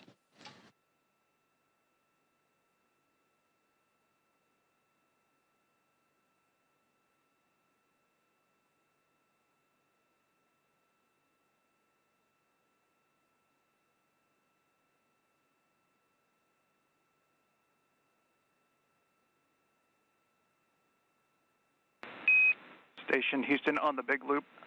Drag is on final approach and is go for docking. Monitor per steps 5 and 6 and 1.102. Dragon approach and retreat monitoring.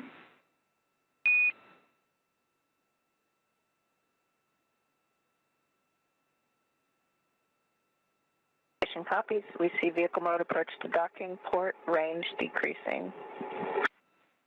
We copy.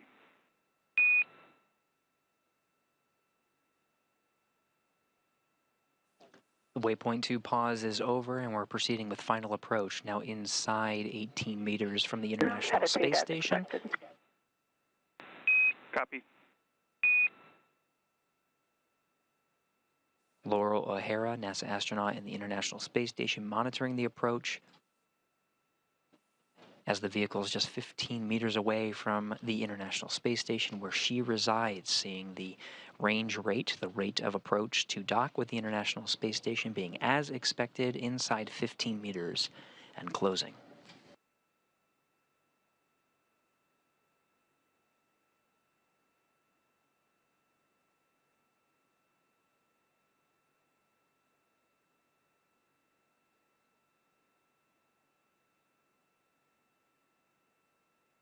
A little inside 13 meters, the range rate continues to decrease. That's as expected. Flight controllers are estimating just inside 3 minutes from contact with the International Space Station.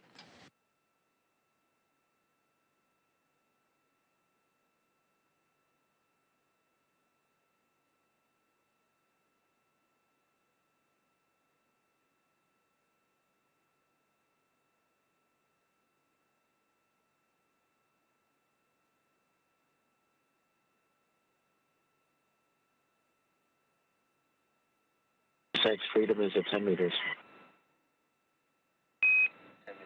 Copy 10.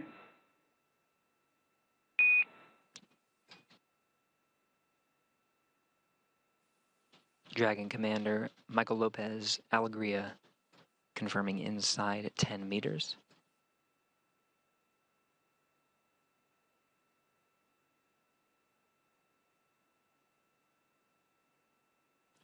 Dragon continuing its approach as expected. We may see a brief handover, a loss of video for just a couple of seconds and regain it. There's a chance we'll have it continuously through this, but if we do lose it, we will expect to regain it back by the time of contact.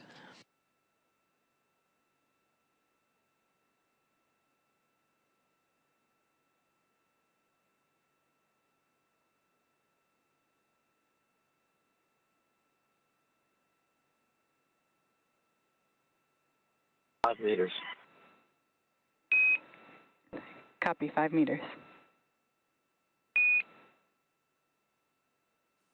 Inside 5 meters at the 2 meter mark, we may hear the call out chop, crew hands off procedure.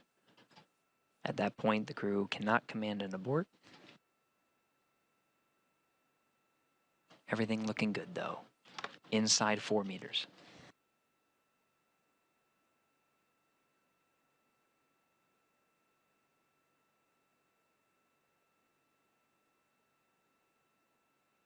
Meters. Copy 2.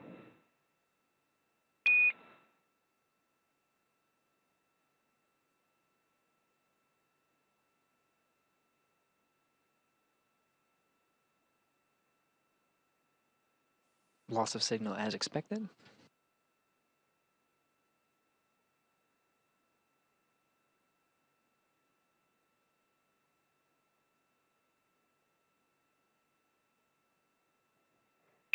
Dragon SpaceX soft capture Contact. confirmed.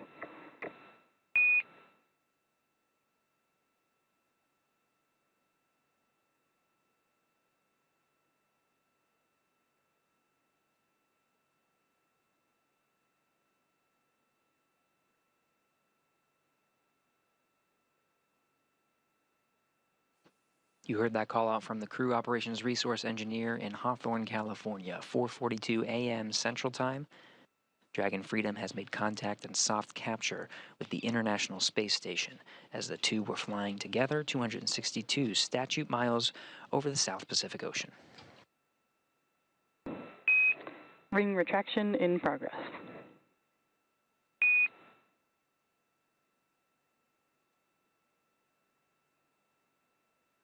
We see it. With a good soft capture, the ring is now retracting, pulling Dragon closer in with the International Docking Adapter aboard the International Space Station.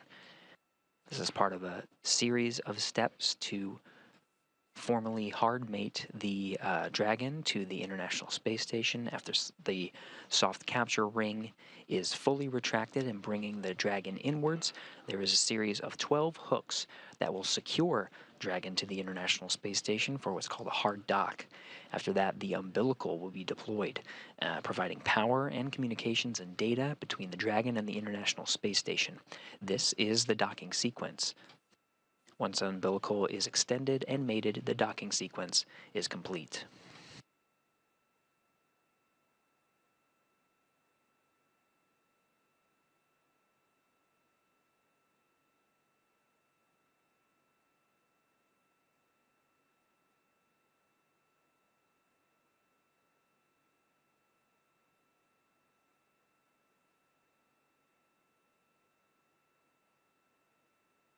Again, that soft capture time where Dragon made contact, and a soft capture with the International Space Station, 4:42 a.m.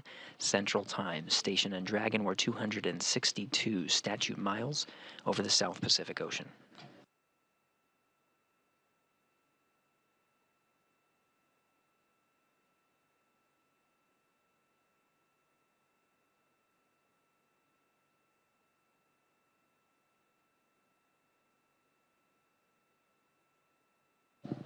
Ring retraction proceeding as expected, getting views from one of the cameras on the Japanese exposed facility on the forward end of the space station, seeing the starboard side of the Dragon.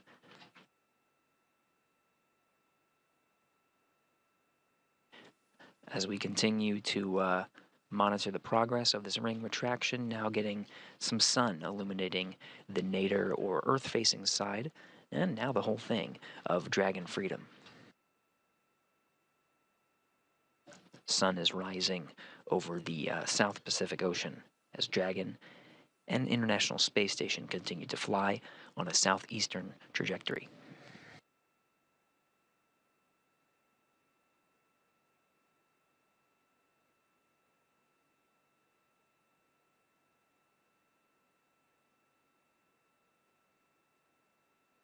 Flight controllers monitoring the ring retraction and the alignment with the international docking adapter to proceed with driving those hooks. They'll be driven in 2 sets, gangs of 6, total of 12 hooks. They'll be driven again 6 at a time. The rated hook indicators are starting to form green, showing some good alignment, still tracking.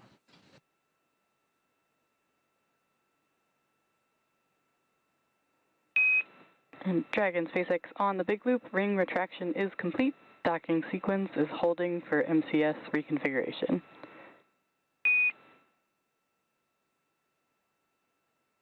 Freedom, okay.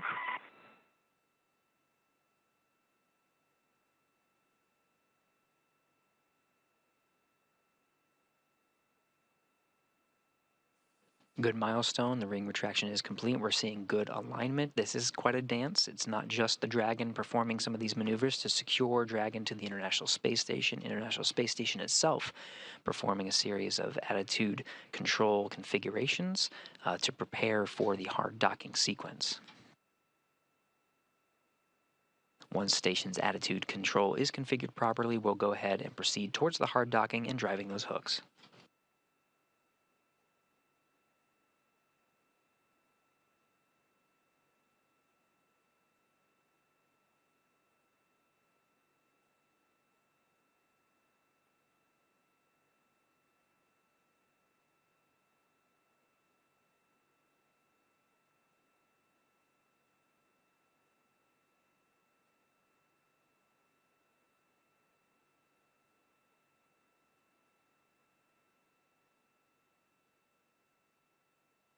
The teams you see here in Houston on the right and Hawthorne, California on the left work together to bring Dragon to the International Space Station. We're still going through the docking sequence to formally mate the Dragon with the International Space Station. Seeing good alignment with that ring retraction and looking forward to proceeding to that hard dock and driving those hooks. Again, 4:42 a.m. Central Time was when we made contact and soft capture with the International Space Station.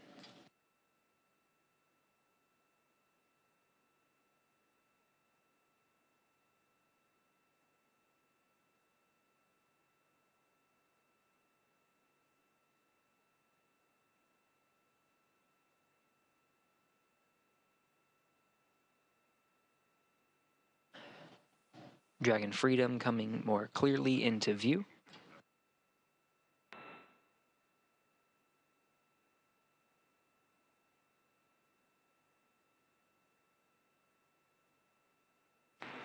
Station Houston on the Big Loop, MCS configured, proceeding with hook driving. Station copies.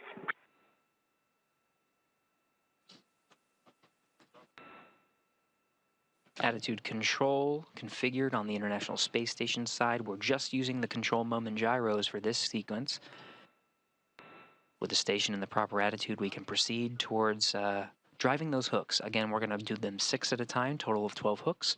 Once both set of hooks are traveling and have secured, that'll complete the hard docking sequence, and then we'll deploy that umbilical. The first set of 6 hooks are currently driving.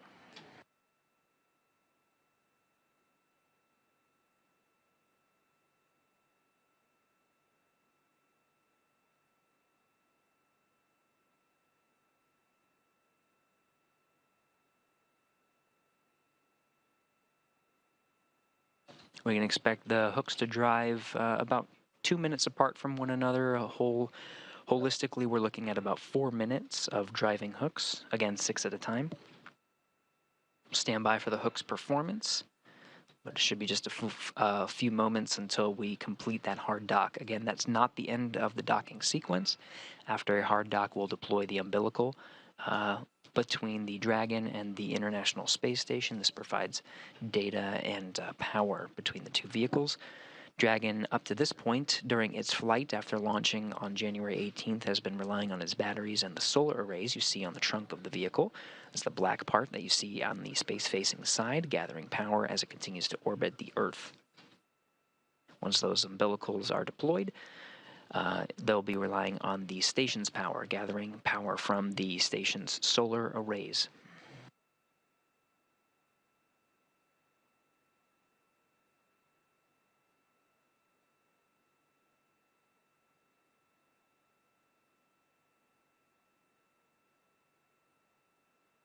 Hooks continuing to drive, seeing a good seal on the International Docking Adapter interface. Again, those first set of hooks are continuing to drive.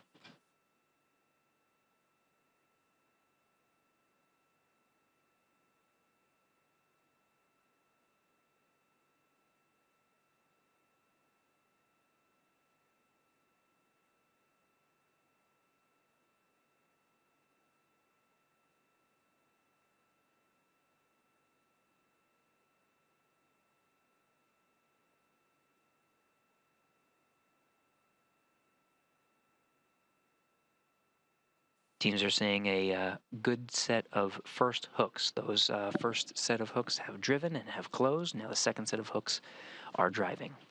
Again, 12 in total. So the first 6 have been secured. The next 6 are driving. That'll complete the hard dock of Dragon to the International Space Station. One more step after that, deploying that umbilical.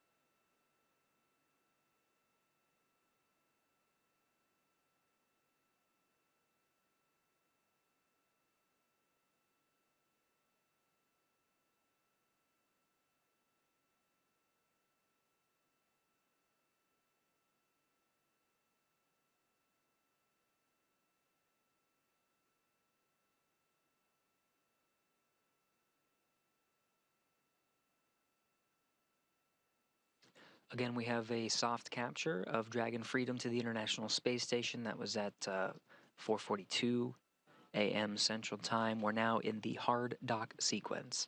12 hooks are used to secure Dragon. The first set of hooks have driven, Dragon, and we just heard that second hard capture is complete.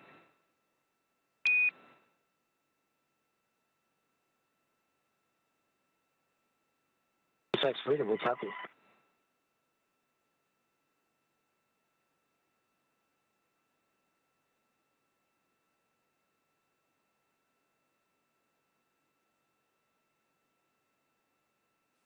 So 12 hooks, all deployed, all securing Dragon for a hard dock to the International Space Station. One more step to complete the docking sequence, deploying that umbilical. In the meantime, with a hard dock that does secure the Dragon to the International Space Station, they don't have to be as careful with the loads imparting on the inside. Typically during this sequence, they have what's called an exercise constraint. So the astronauts on board station, all 7 of them, are not allowed to exercise during that time. So there's no oscillation, no vibration. They've just lifted that constraint for the crew inside so they can get on with their workout. In the meantime, we're still standing by for the deployment of the umbilical on Dragon to complete the docking sequence.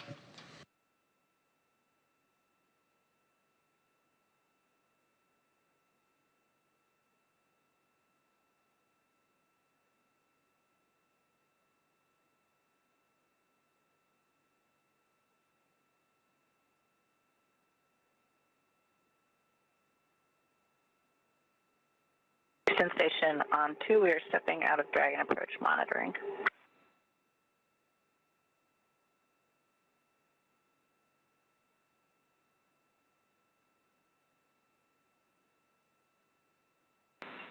Houston copies and concurs.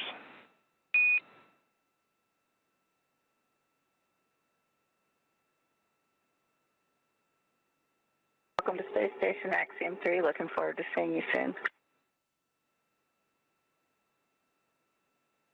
Thanks, Laura. We're excited to get started.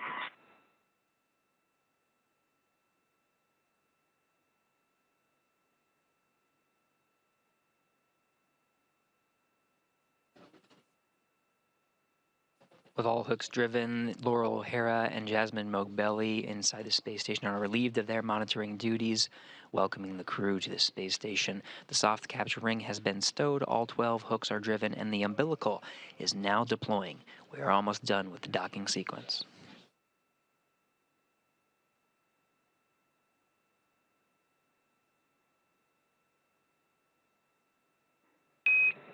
And Dragon Freedom, this is SpaceX. Docking sequence is complete, and the ground will be enabling hardline power and comm connections shortly. You are go to doff your suits per procedure 4.012, and we'll go ahead and make sure cameras are external.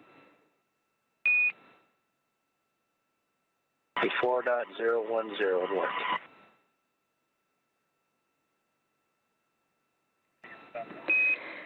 And copy Dragon, just to note that's 4.012.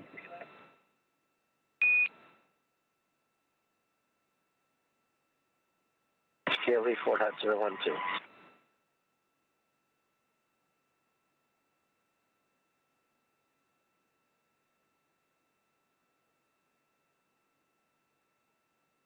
And with that, Dragon Freedom and the Axiom Mission 3 crew inside has formally docked to the International Space Station. The docking sequence is complete. After completing a capture and soft dock at 4:42 a.m. Central Time, all 12 hooks have secured Dragon to the station. The umbilical has been deployed.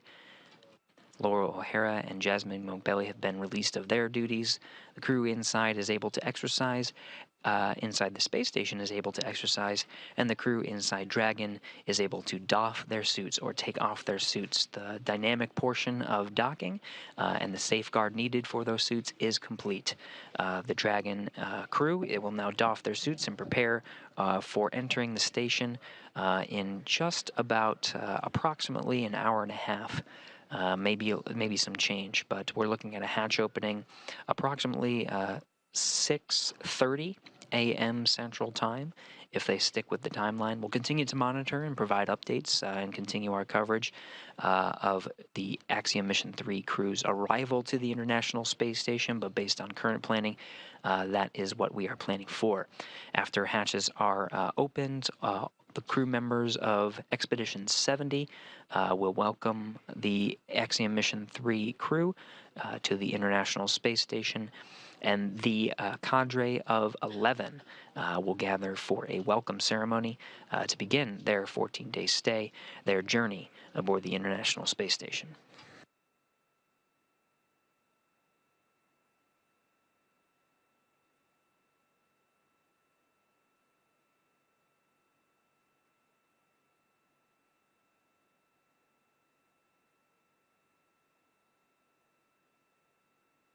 Again, teams in control rooms on the International Space Station Flight Control Room on the right, and SpaceX Flight Control Team on the left in Hawthorne, California, working in tandem to bring the Axiom Mission 3 crew to the International Space Station, docking at 4:42 a.m. Central Time. Now, with the docking sequence complete, the crew and the teams will make steps to bring the Axiom Mission 3 crew inside the International Space Station. One of the primary things that will happen over the next hour and a half before the hatches are opened is there is a space in between the Dragon hatch and the International Space Station hatch called the vestibule, currently at vacuum. We need to bring that up to equalize the pressure between Dragon and the station, about what we find at sea level, 14.7 pounds per square inch. That process will take some time, introducing air and making sure there are no temperature fluctuations, and we're getting a good read to make sure there are no leaks as we methodically bring the pressure up from vacuum up to 14.7 psi. SpaceX Freedom on the big loop, contact from the cabin mic. And Dragon SpaceX, we've got you loud and clear on the cabin mic. Thank you.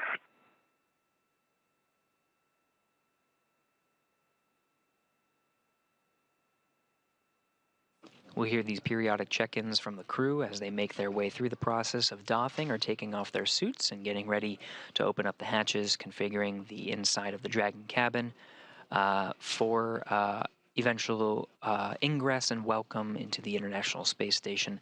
Cabin mic being Station inside Houston the on Dragon, the big loop outside for the suit. Laurel and PMA ingress.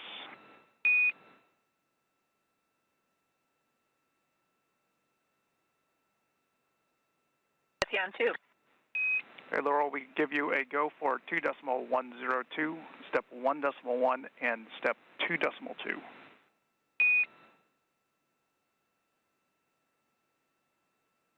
Copy. Go step 1.1 and 2.2. Good copy. Alert.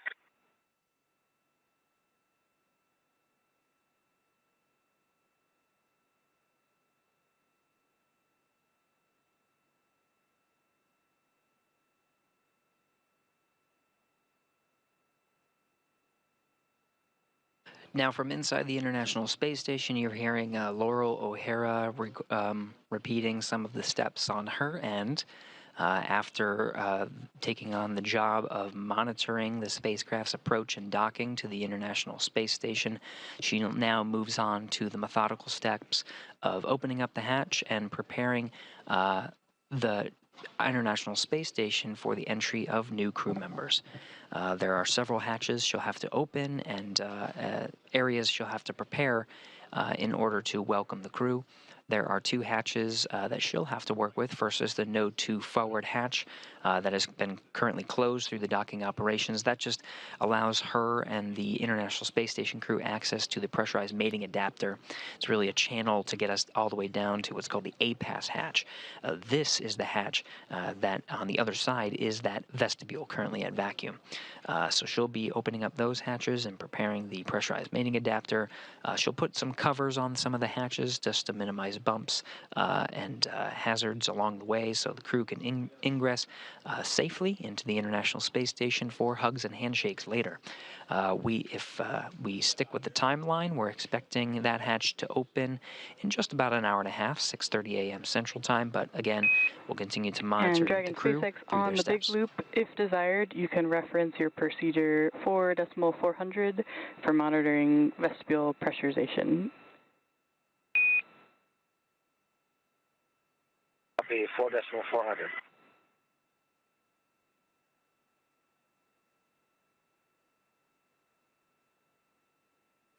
It'll be Laurel O'Hara on the station side performing some of the steps for vestibule pressurization, but the crew operations resource engineer in Hawthorne reading up to the Axiom crew Inside Dragon, which you see on your screen, they're able to monitor along as well. That vestibule is that important gap in between the Dragon hatch and the station hatch. Right now, at vacuum, will take quite a bit to bring up to pressurization. 14.7 psi is a slow and methodical process. Station on 2, node 2, forward hatch is open.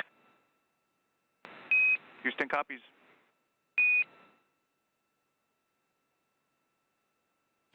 Wasting no time, Laurel O'Hara has confirmed that from inside the International Space Station, that node 2 forward hatch is open. Again, that just allows Laurel some access to the pressurized mating adapter. This is the channel way that brings her to the A-pass hatch. Now, that hatch will not be opened until that vestibule is pressurized. So with access to the pressurized mating adapter, she'll be able to work through the steps to start the vestibule pressurization. Again, it's a methodical process, so from vacuum, it's brought up to a checkpoint at 5 pounds per square inch, and is once that pressure is monitored for just a bit and looks stable to make sure there are no initial leaks, they'll go ahead and introduce air into that vestibule to pressurize it to equalize with the International Space Station and Dragon at 14.7 psi. Meanwhile, inside the Dragon, Axiom crew is doffing or taking off their suits. They'll be changing into their garments and setting the Dragon cabin in such a configuration that it is ready for them to ingress the International Space Station.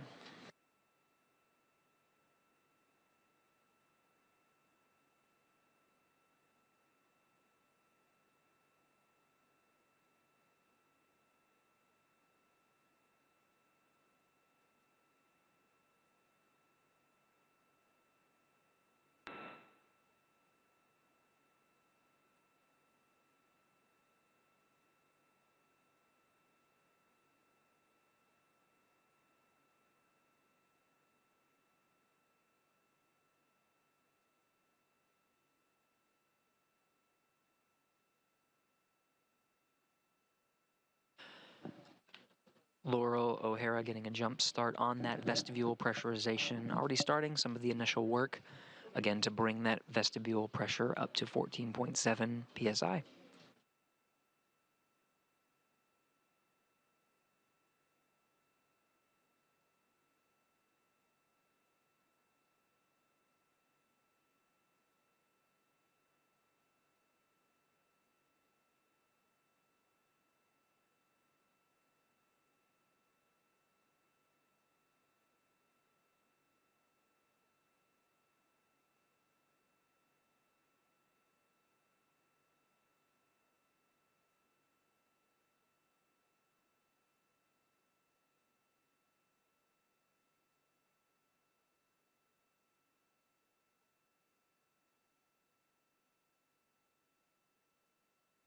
Houston Station on 2, A-pass equalization valve closed at 11:06.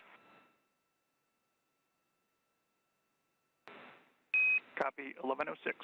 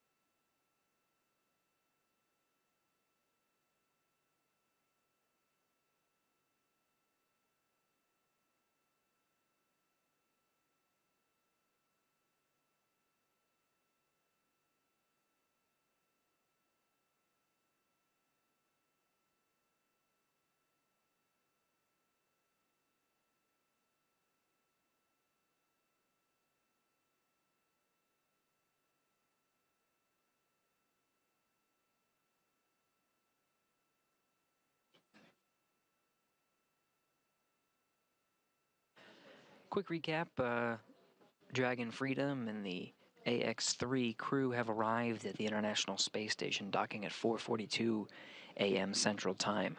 Dragon has been hard docked and the docking sequence is complete. Umbilicals are mated and hooks are driven to secure Dragon to the International Space Station. Crew inside is doffing their suits and preparing for ingressing the International Space Station. It will take some time though. On the other side, on the International Space Station side, Laurel O'Hara is preparing the International Space Station and the vestibule in between the hatches of Dragon and Space Station to bring it up to pressure.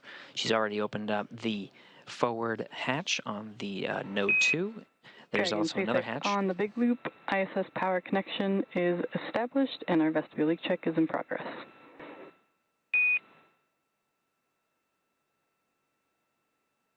SpaceX Freedom, we copy.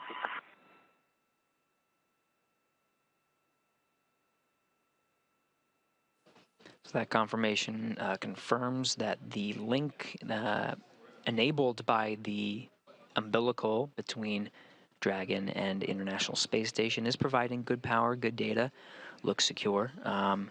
In addition, Laura O'Hara has again opened up that Node 2 forward hatch and has begun the vestibule pressurization. This is a methodical process, so the first step is to bring it up to about 5 pounds per square inch and leave it there as a hold to make sure that it is not leaking. This is the leak check in its methodical process of bringing up to pressure. We're shooting for 14.7 pounds per square inch. That's what will equalize the vestibule between the station and Dragon. Currently enjoying pressures of what typically what we see here at sea level on Earth. Again, that vestibule pressurization leak check is underway.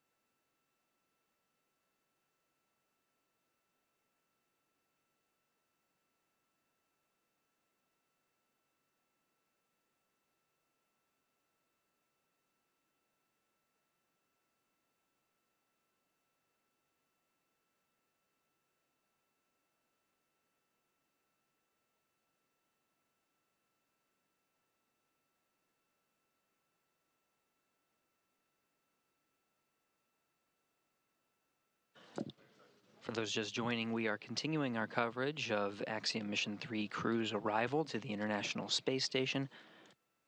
The teams are methodically working to pressurize the vestibule and open up the hatches to welcome the Axiom crew to the International Space Station. Quick recap, the crew arrived. The Axiom Mission 3 crew arrived at the International Space Station, making contact and soft capture at 4:42 a.m. Central Time. At the time, the Dragon and station were flying together 262 statute miles over the South Pacific Ocean. The soft capture ring retracted, bringing the Dragon in towards the International Docking Adapter, and after a good alignment, drove 12 hooks to secure Dragon tightly to the International Space Station for a hard dock. The umbilical was deployed between the Dragon and the International Space Station.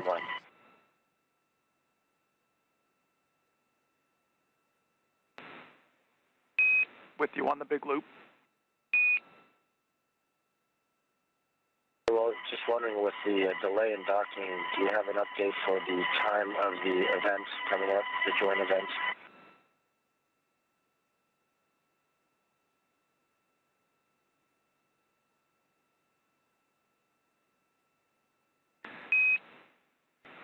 All right, Mike. We can't give you the best estimate right now. What we recommend is getting with the station crew and talking it over, and let us know when you're ready. That's perfect, thanks.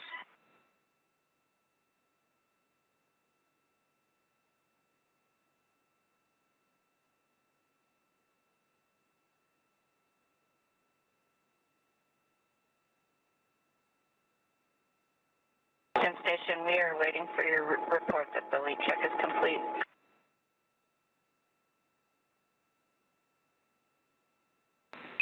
Copy, Laurel. We have about 3 minutes left.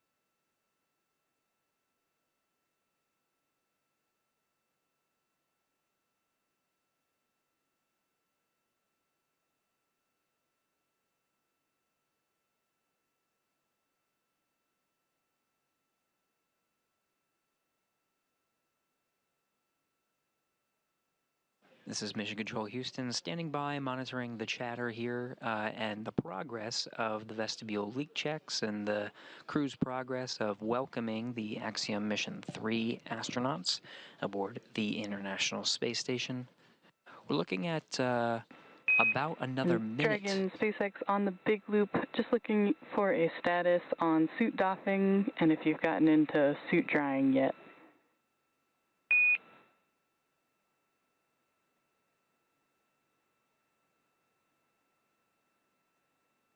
Keely, seats 1 and 4 are out of their seats and out of their suits, and both suits are drying. Seat 3 just egressed its seats and will be doffing here shortly. All right, copy that, Mike. Thanks.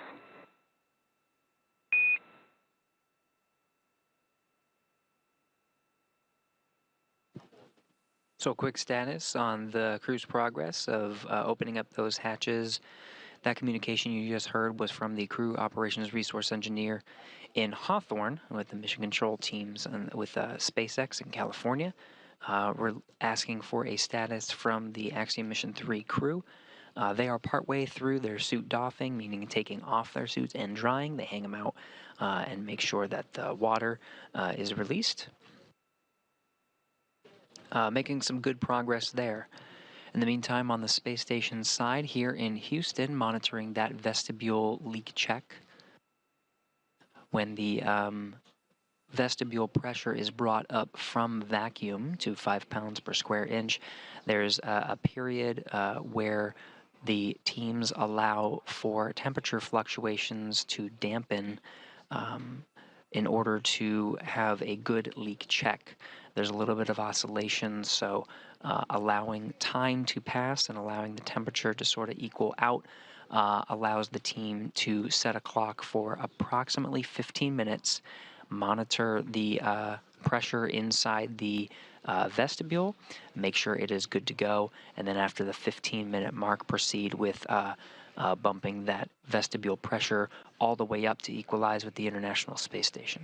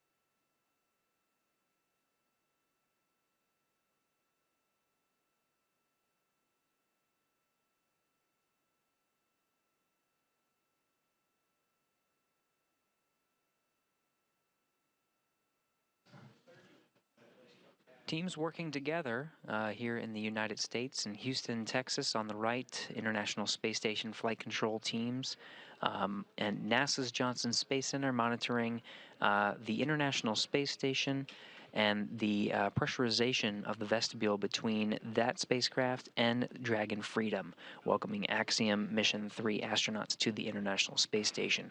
We're working in tandem with teams over in Hawthorne. And leak check.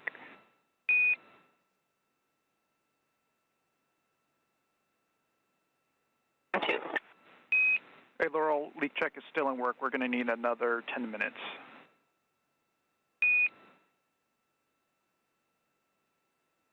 Copy, 10 minutes.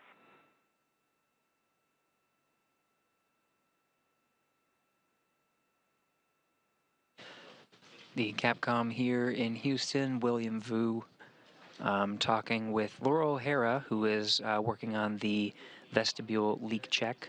It's holding at about 5 pounds per square inch, but we're just taking some time to evaluate and make sure that data is good to go and that there are indeed no leaks as we continue, before we continue with the pressurization of that vestibule up to equalize with the pressure of the International Space Station.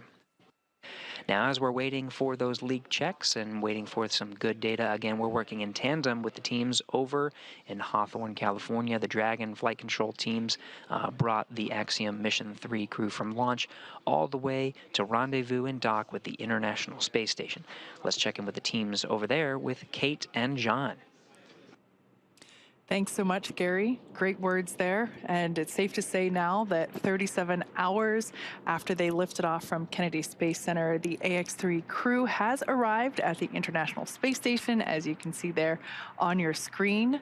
I'm sure that they will all be very eager to have that hatch opened in just a little while.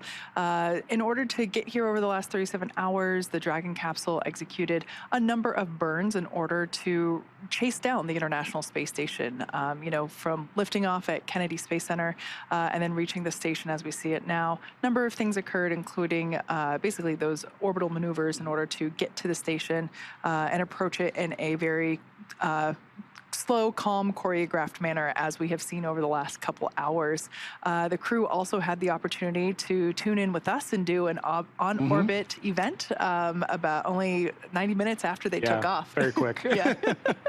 And really, this is just the beginning of their mission. They're going to be here for up to 14 days. Oh, yeah, and it's going to be a packed mission, Kate. Over the course of the next 14 days, the crew will be heavily focused on payload and research operations. This is the core of their mission.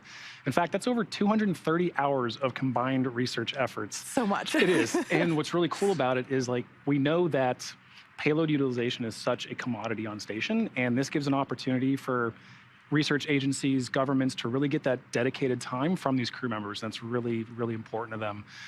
But additionally, crew's also going to be heavily involved in the arts outreach. And I'm so excited for that. I am too. I love that aspect of spaceflight. It's an essential part of human spaceflight and expeditions, and I'm really excited about it. And in addition, a lot of public outreach and engagement, because after all, as we've mentioned, this is Turkey's first flight. So this is going to be a packed mission for the crew. It's going to be an exciting mission for the crew. There's tons of research that's going to be going on over the next two weeks on ISS. And really, this is the goal of ultimately these private astronaut missions, right? Yeah. Commercializing space. You need this kind of energy put into a very short period of time. That is true. Very exciting. You mentioned energy, and they're going to need a lot of it because, they are up at the International Space Station, as you mentioned earlier in the webcast. Freedom, Houston on the big loop. Stand by for hardline audio config.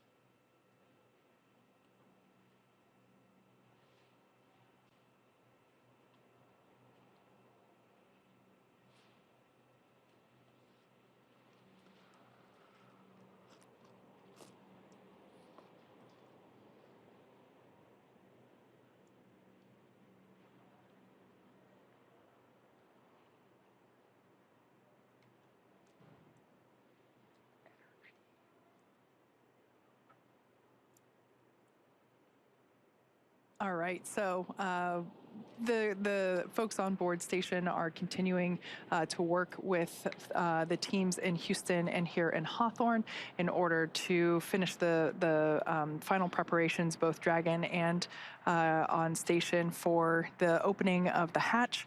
But we were talking about all the work that they're going to have to do, and they're going to need a lot of energy to get through the next 2 weeks because they are up on orbit now.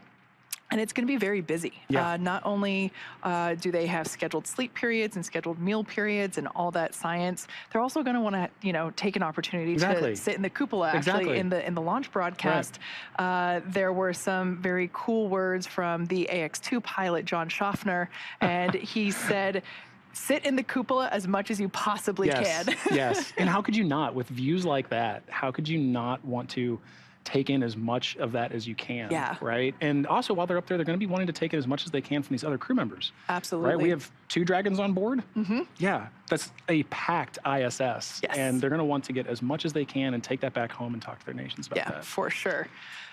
So, talking about that crew, while we're waiting for Dragon and the AX-3 crew to actually go through the hatch and meet the rest of the ISS crew, let's go ahead and meet this AX-3 crew.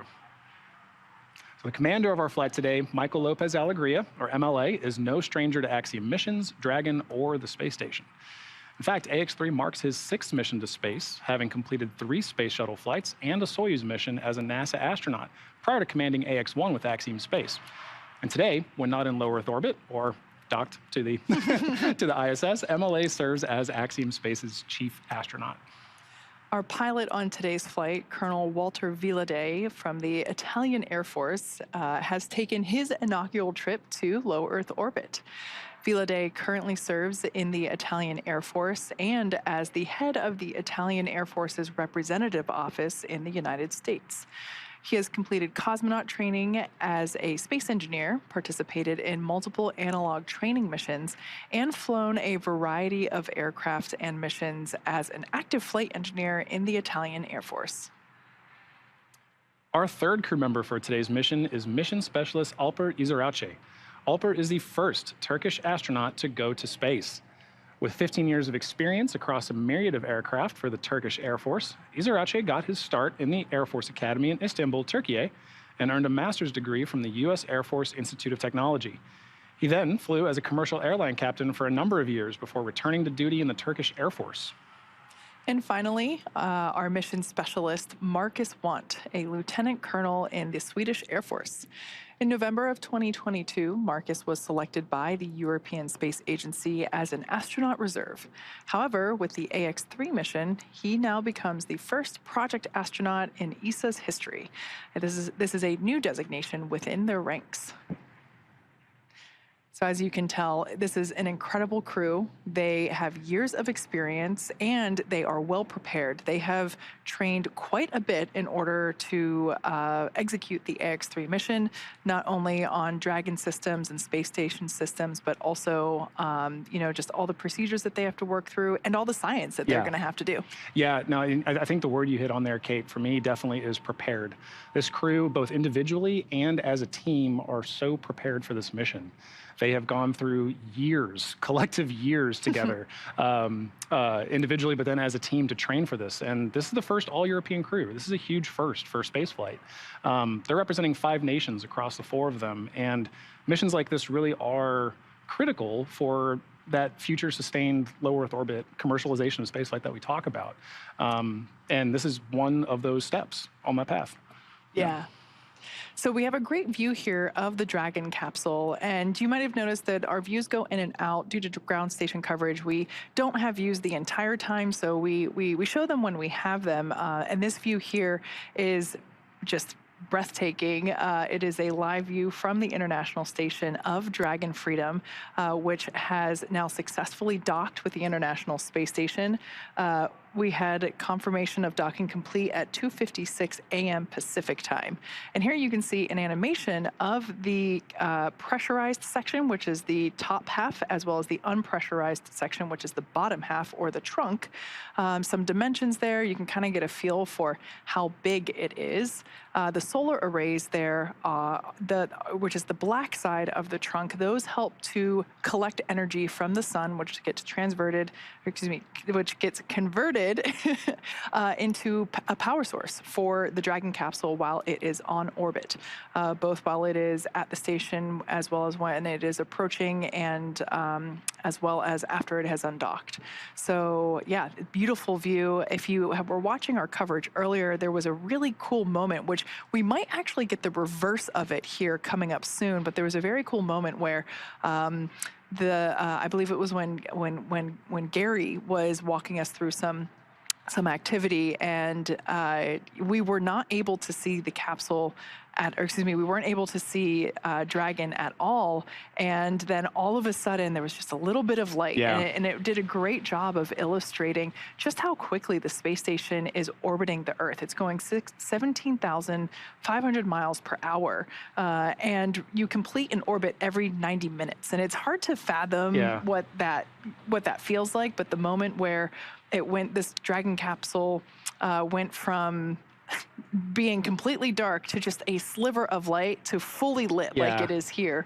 It was a very cool moment. Like you blink and you miss it, but you're right. It was pitch black, and then the sun started rising on it, right? It had that image of it, and then suddenly it was there. Yeah, it was gorgeous. Very cool.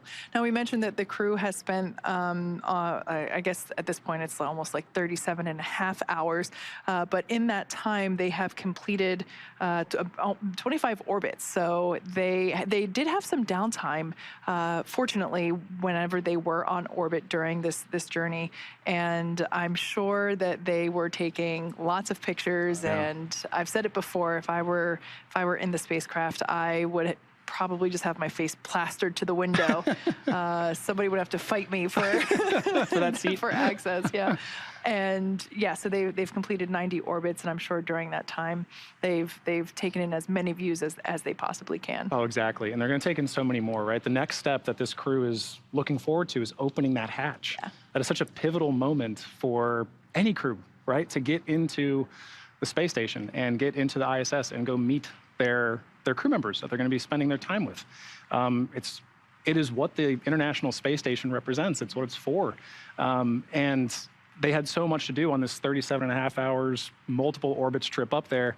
But the next step really is crossing that hatch, meeting their coworkers for the next 2 weeks, meeting their friends, their neighbors, and getting to experience all of that in a much bigger atmosphere now. You know, they spent that time in the vehicle. It's about to get a lot bigger, and they're going to get to go into the cupola and see that view that we talked about. They're going to get to experience living and working and all of the nuanced difficulties that come with that in low Earth orbit, and it's going to be a really beautiful moment. And that's really the next step that we're working towards, is getting to open that hatch. And it, as Gary mentioned, it takes time for that to happen. There's a lot of timelined events that work up to once the vehicle is on orbit. Now the crew that's on the ISS has to do a lot of preparation work in order to open that hatch and get that Dragon crew across. Yeah, so absolutely. We're working towards that moment now. And most of all the physical work for those preparations are being done by the crew on board station right now. But there is also a lot of work being done by the crews here at SpaceX Mission Control here in Hawthorne, California, as well as ISS Mission Control in Houston. So there's a lot of integrated operations happening here. Actually, great view here, as we have seen a couple of times, of both of those control rooms. SpaceX Mission Control on the left, Houston Mission Control there on the right. And a lot of integrated activities. If you've been following along, you've heard either SpaceX Core, which is the Crew Operations and Resource Engineer, or NASA's Capcom, which is Freedom Houston on the big loop. Hardline audio config is complete. How do you hear?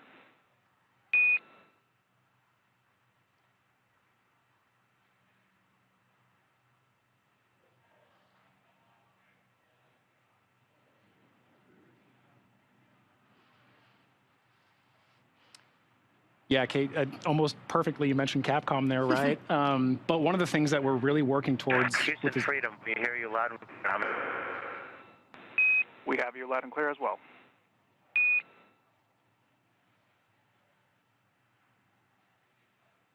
So that right there, just literally working through the procedures. Freedom Houston, can you try again on the big loop?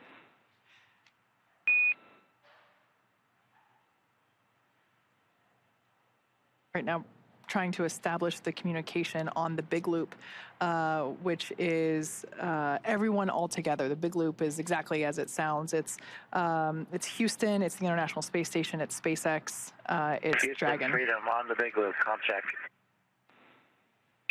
Loud and clear.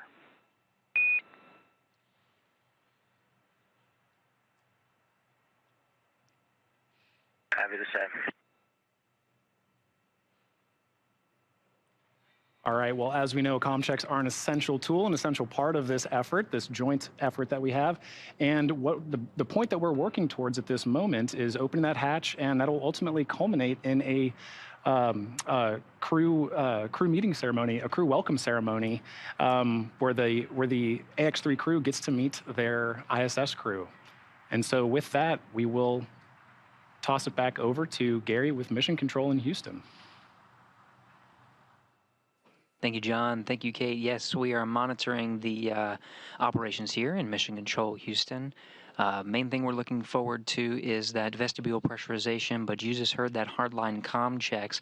That was that umbilical that was mated between the Dragon and the International Space Station, providing power, no longer having to rely on the batteries and the solar arrays you see on the back end of Dragon from this view as the sun sets, and the International Space Station and Dragon orbit over northern China into an orbital darkness.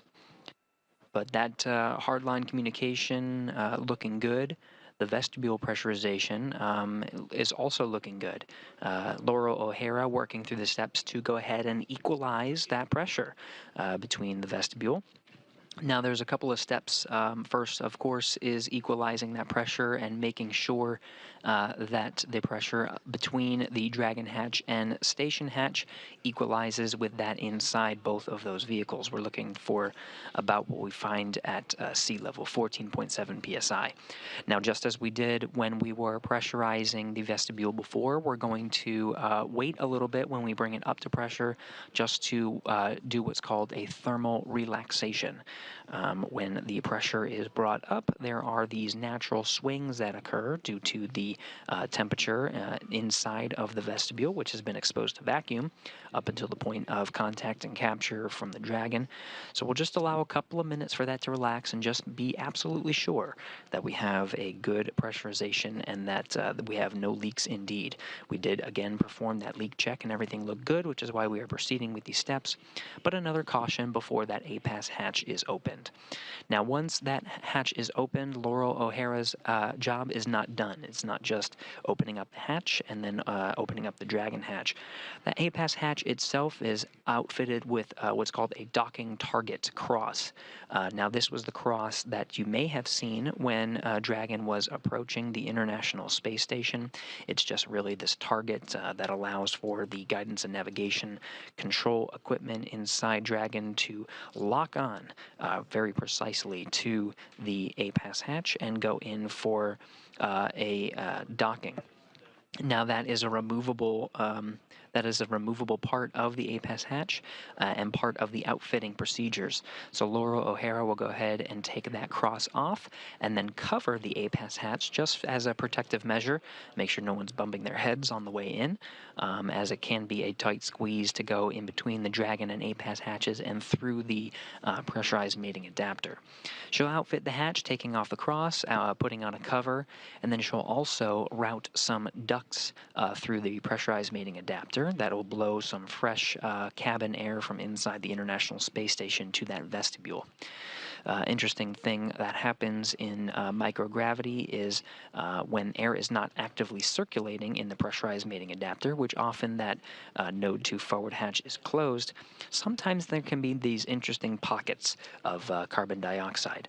So this will flow some fresh air, make sure the temperature, and make sure that air is well mixed and the temperature is good, and allow a very comfortable, safe, and cushy float into the International Space Station for that Axiom Mission 3 crew. So again, Laurel O'Hara, just to recap, is continuing with the pressurization of that APAS hatch, making sure that everything is good for the Axiom Mission 3 crew. Of course, it is not just Mission Control Houston and Mission Control Hawthorne, California. Right down the road from here in Mission Control Houston is MCCA, Mission Control Axiom, who are going to be who have been monitoring the crew throughout this journey and will continue to work in tandem with the International Space Station flight control teams here in Houston through many of the activities they have scheduled for their long stay aboard. Long meaning just about 2 weeks. We can expect them to do some of the things that John was talking about, some science activities, many outreach activities, lots planned for the private astronauts who are going to be spending their days aboard the station and maximize every day and the opportunities they have while on board the orbiting complex.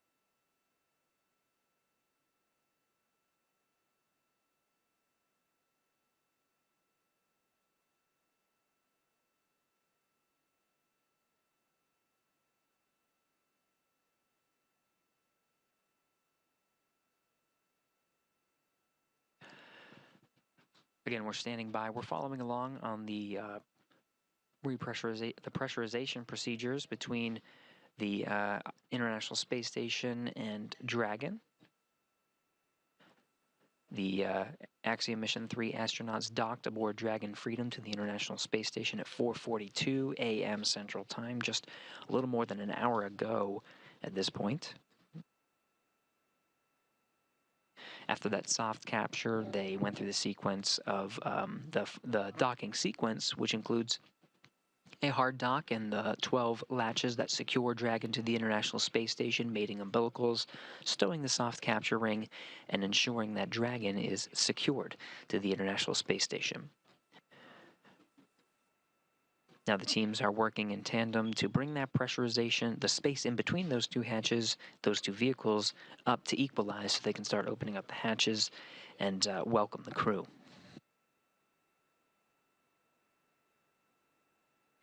Now, it's been a long day for the crew, so we can expect, based on the timeline that we're seeing, hatches to open in perhaps about 40 minutes, and a welcome event to happen shortly after that. We'll follow the operations just to see exactly when those times occur. A-pass hatches open, no condensation. Houston copies.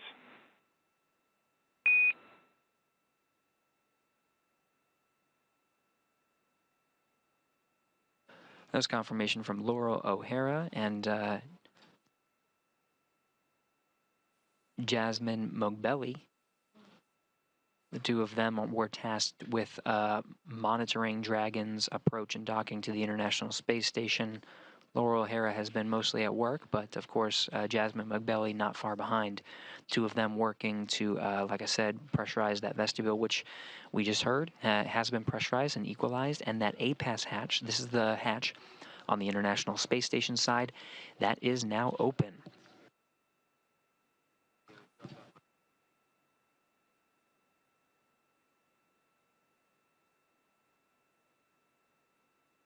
So with that A-pass hatch open, the ISS crew can go through the steps to outfit the hatch before they open up the Dragon hatch. Now, we've been checking in with the Dragon crew, the Axiom Mission 3 crew, periodically. They've been working through the steps to doff their suits and prepare for eventual ingress while the International Space Station crew goes through these procedures.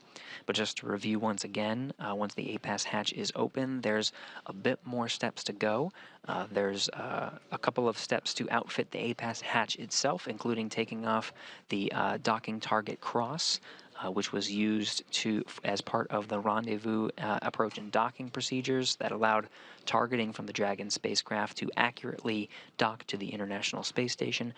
It sticks out a bit, so that'll be removed just as a safety measure, as well as covering the A-pass hatch. The A-pass hatch is made of metal, so of course the covering the hatch will be another safety measure just to ensure when the Axiom Mission 3 crew ingresses, in case they do bump their head, it won't be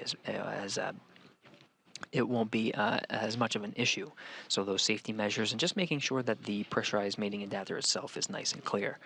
Now, in addition to outfitting the hatch, they will also ensure that air is circulating properly in this vestibule, which has been closed primarily, and now especially the vestibule has been exposed to vacuum up until the point of docking. So Laurel O'Hara and Jasmine Mogbelli will route some air ducts down into the pressurized mating adapter and blow some fresh cabin air from inside the International Space Station to circulate, get some of those pockets and circulate fresh air, equalize the temperature, and make sure that they are ready to welcome that crew.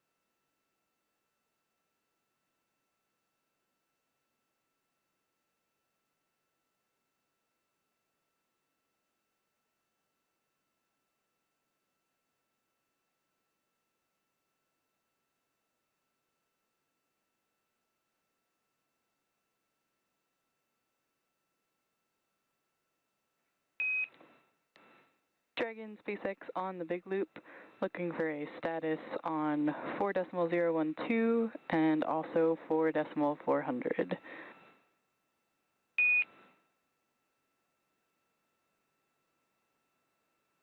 SpaceX, let's start with 4.400. We're in section 5, flushing the urine hose.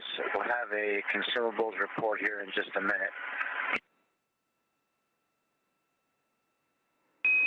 Copy that in section 5, and consumables report coming shortly.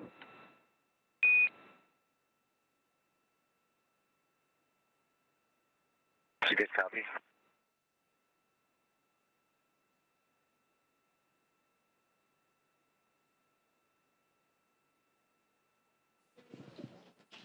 You'll notice as part of these joint operations, crew operations, resource engineer checking in with the Dragon crew. 4.012 in section 3.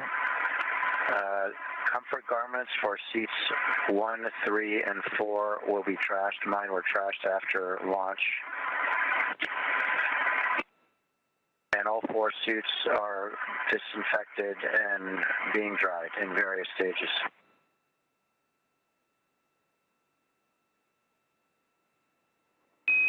All right, copy Dragon.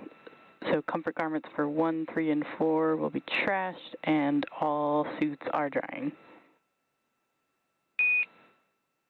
Copy.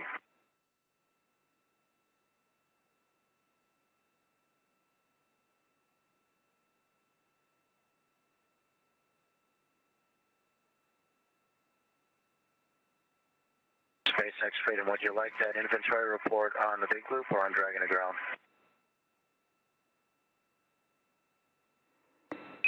And Dragon, you can go ahead and bring that to Dragon to ground.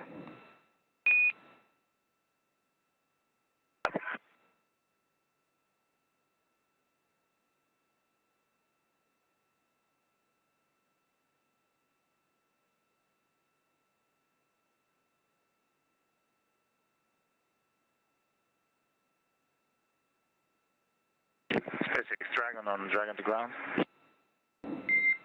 And Dragon, I've got you loud and clear.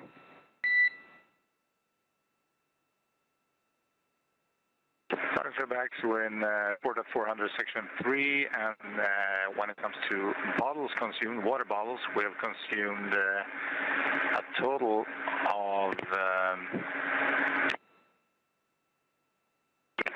19 bottles. So all bottles in bag 201, all bottles in 202, all bottles in 204, and we have consumed 4 bottles from 203.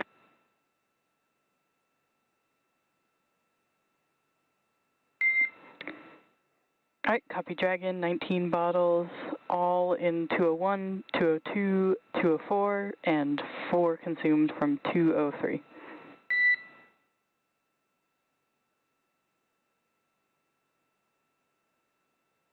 And meals consumed are all meals from 301, all from 302, all from 304, and 2 from 303.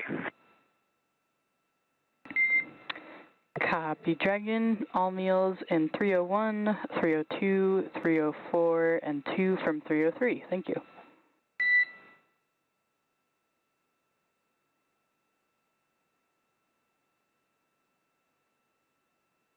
That's a good readback from Dragon.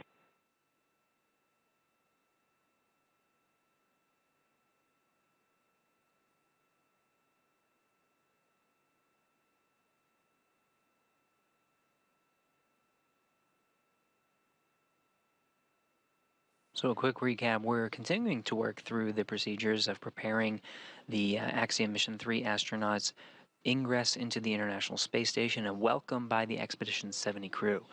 Activities happening on both ends of the hatches. We just heard a status report from the crew inside Dragon Freedom, talking about their consumables and getting the Dragon capsule itself ready for its 2-week stay aboard the International Space Station. SpaceX Freedom back on From the big left to loop. right. We're now in section 6 of 4.400, ready to equalize.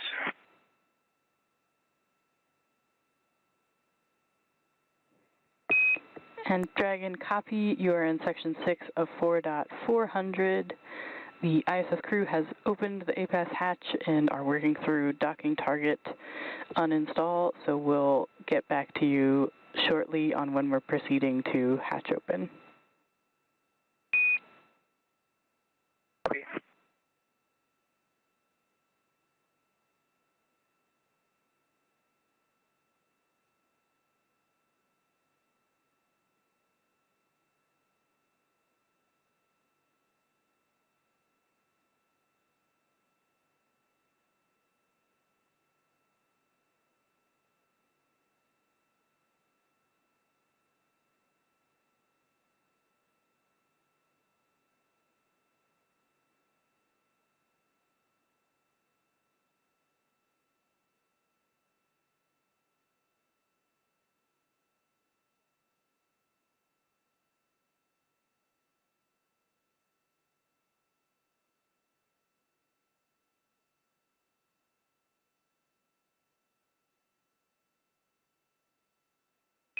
And Dragon SpaceX on the big loop, looking to see if we are good to come back on board with video.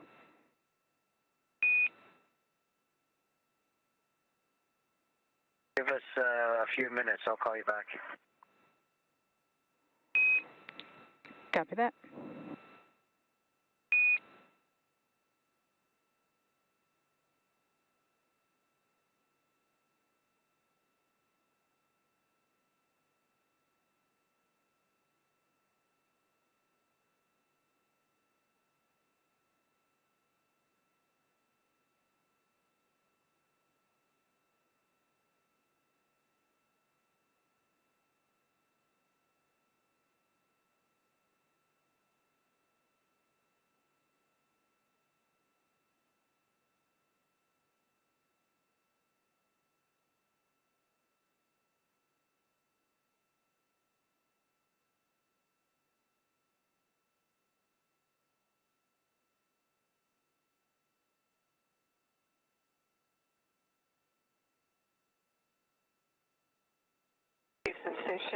Houston Dragon Station on Space Room 2. Station is ready for Dragon Hatch equalization.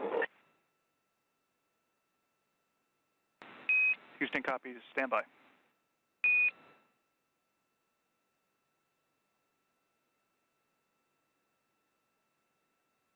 And Freedom is ready as well.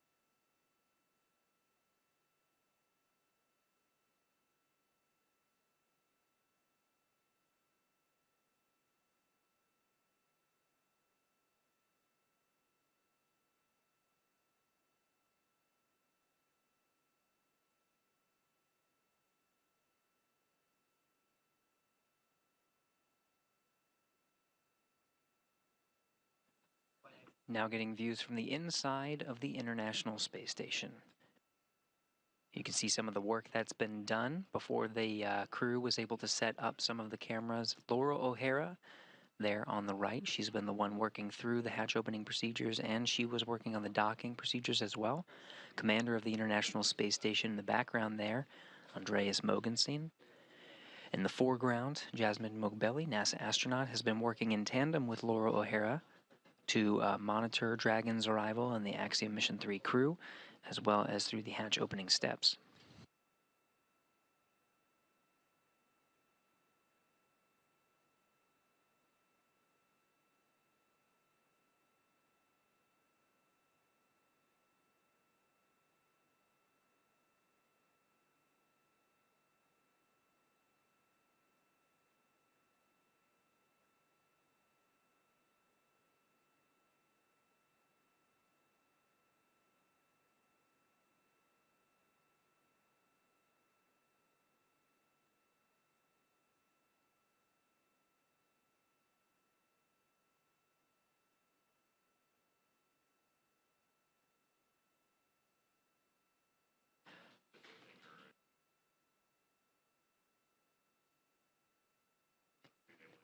So again, Laura O'Hara and Jasmine Mogbelli have methodically worked to opening up the hatches you see in the background there. So right in the back, that is the pressurized mating adapter. You can see on the forward end, right behind Andreas Mogensen, is the Node 2 forward hatch that is open and stowed at the top portion of your screen. And then deep in the pressurized mating adapter is the APAS hatch, which has been outfitted for the Axiom Mission 3 crew's arrival. Docking target has been removed, covers have been added, and ducts have been brought in to circulate air, and you can see at this point have already been pulled out. So the area within the pressurized mating adapter and vestibule has been equalized with the pressure of the International Space Station. The next step really is opening up the Dragon hatch. So the teams are just assessing just to make sure that that is okay to do, but you can see crews gathering right now. They got their cameras ready, smiles, and ready to welcome the Axiom Mission 3 astronauts to the International Space Station.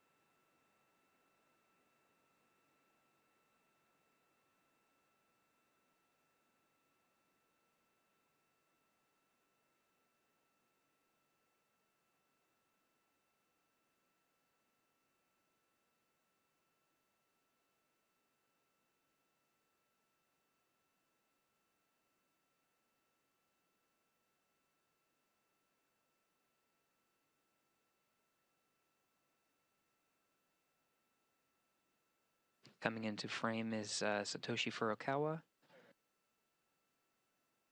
Heading left from this view into the Japanese experiment module.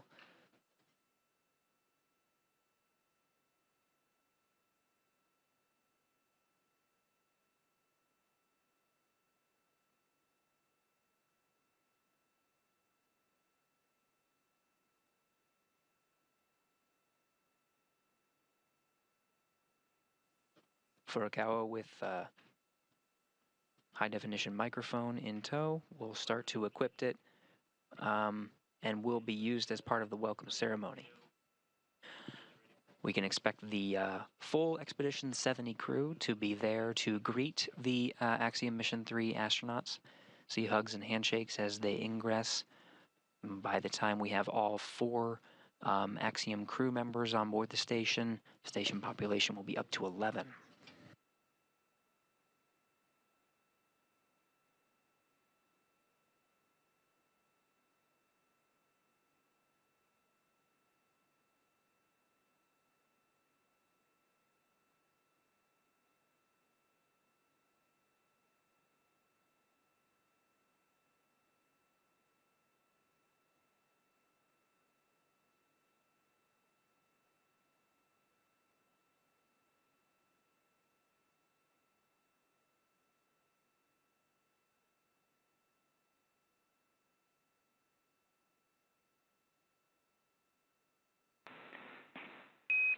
Station and Freedom, Houston on the Big Loop.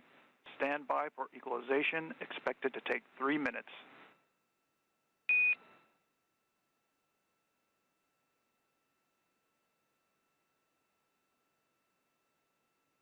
Freedom copies.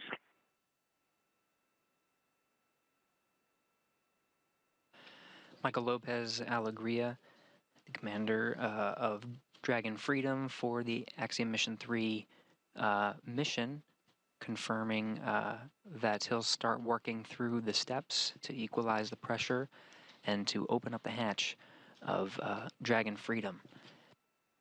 We should be expecting ingress momentarily. In the meantime, we have more members of Expedition 70 gathering to welcome the crew. On the right there, you see Konstantin Borisov, who flew up with the Crew 7 cadre to the International Space Station.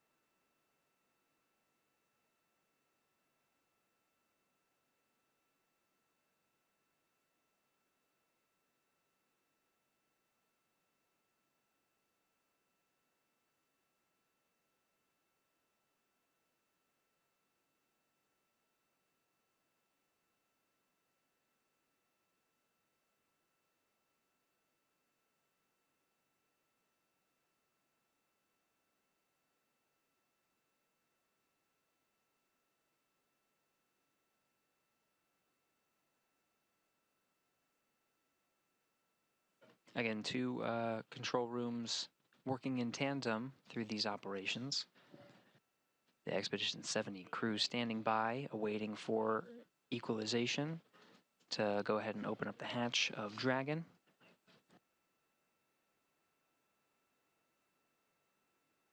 Should be expecting hatch open momentarily to welcome the Axiom Mission 3 astronauts to the International Space Station.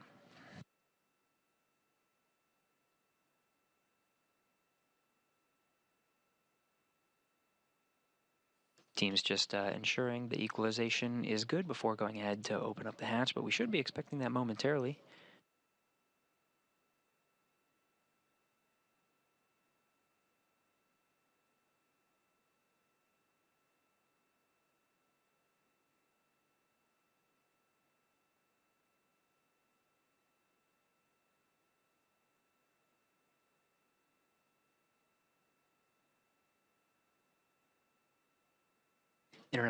International Space Station Commander Andreas Mogensen heading towards the hatch.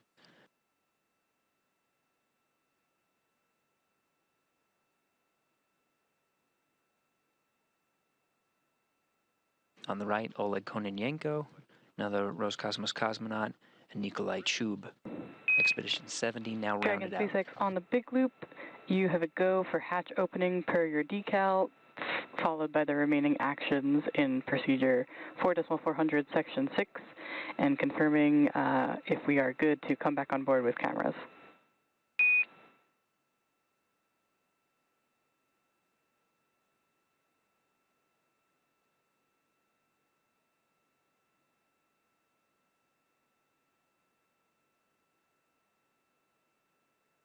SpaceX Freedom, copy, standby 1.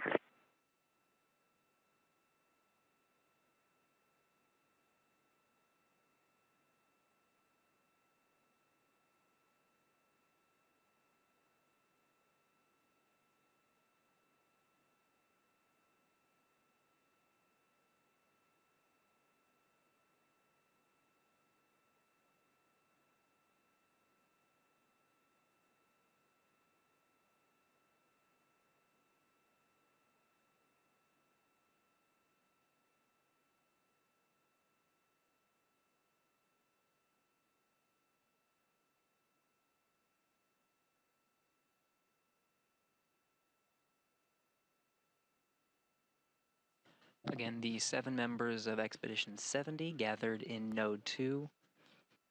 In the background there is the forward end of the International Space Station. At the end of the pressurized mating adapter is Dragon Freedom and the Axiom Mission 3 crew members.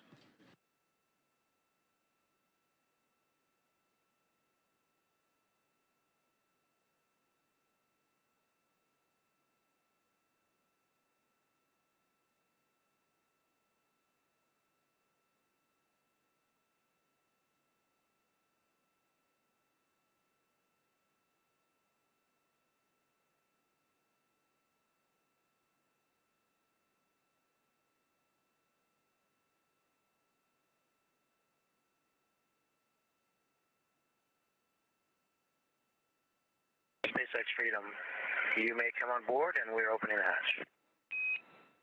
Copy that, Freedom.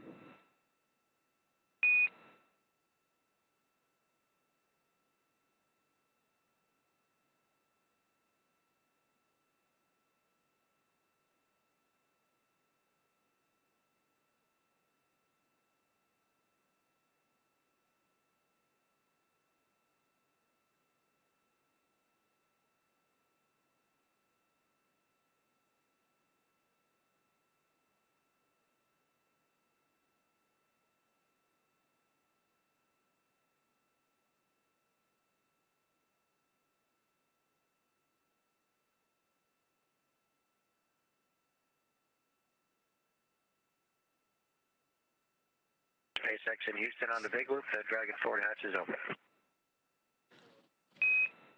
SpaceX copies. 6:13 a.m. Central Time. Dragon hatch is open.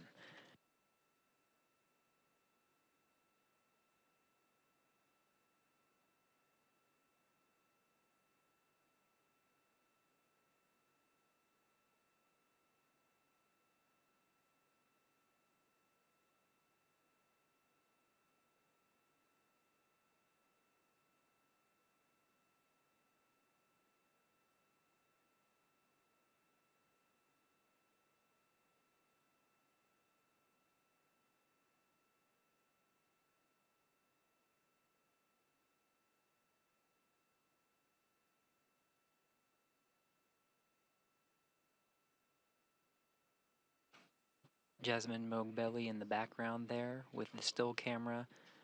Way down in the pressurized mating adapter is Andreas Mogensen, International Space Station Commander, working with the Dragon crew to open up the Dragon hatch, and we should be seeing some of the private astronaut mission crew members. Freedom on the big loop. We are complete with 4-400 entering ISS. Copy that, Freedom. Welcome aboard.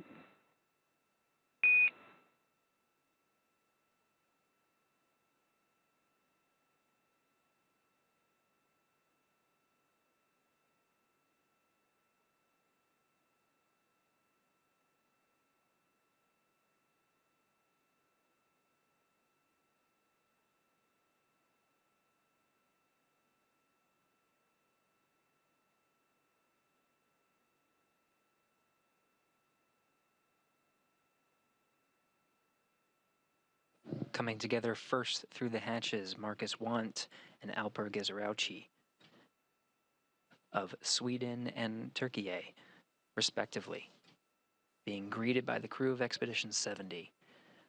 The two are followed by Walter Villadei, pilot of the Dragon Freedom. Last coming into the International Space Station, Commander Michael López-Alegría.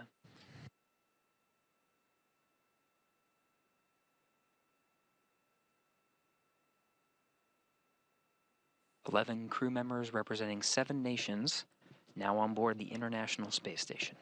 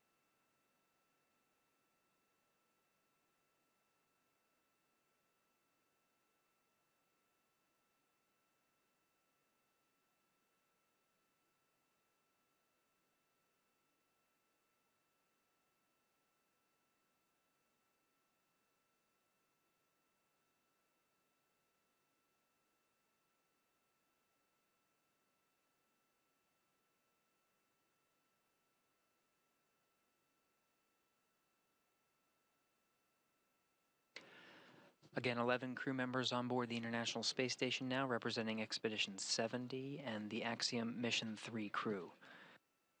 We're now in a short handover period. We should be regaining the video and audio from the International Space Station momentarily to celebrate with the crew the welcome of Axiom Mission 3 to the International Space Station. With the crew now on board the International Space Station, all hatches open between the Dragon spacecraft and the International Space Station. Once we regain video from the International Space Station, we should be preparing for setting up a welcome ceremony.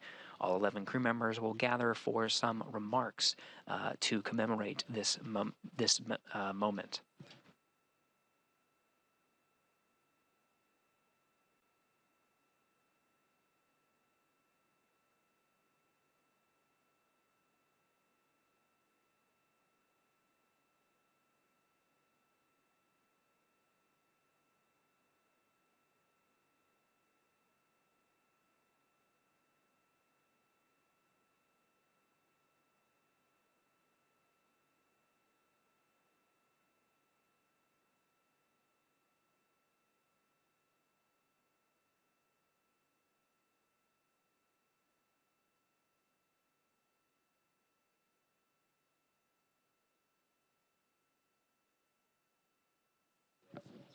Back on board the International Space Station, again, Expedition 70 gathered with the Axiom Mission 3 crew,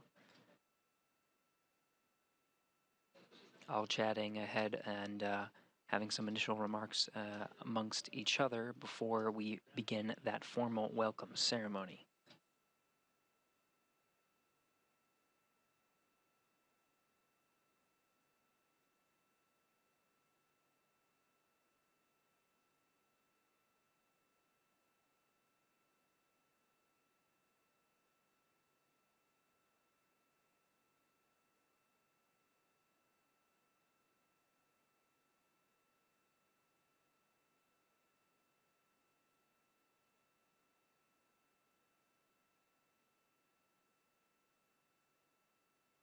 Station up 2. With you on 2. We'll go on time for the event, so at 35. We copy.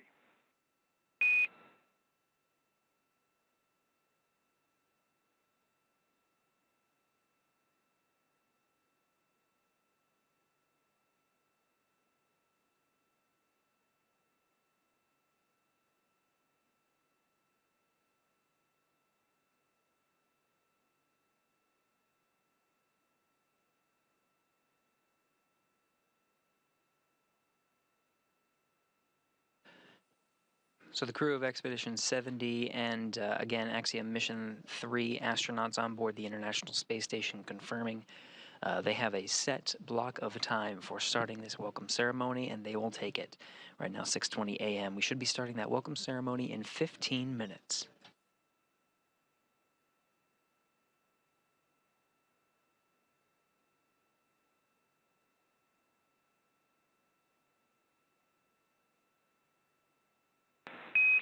Station Houston on 2. We're standing by for scene and voice.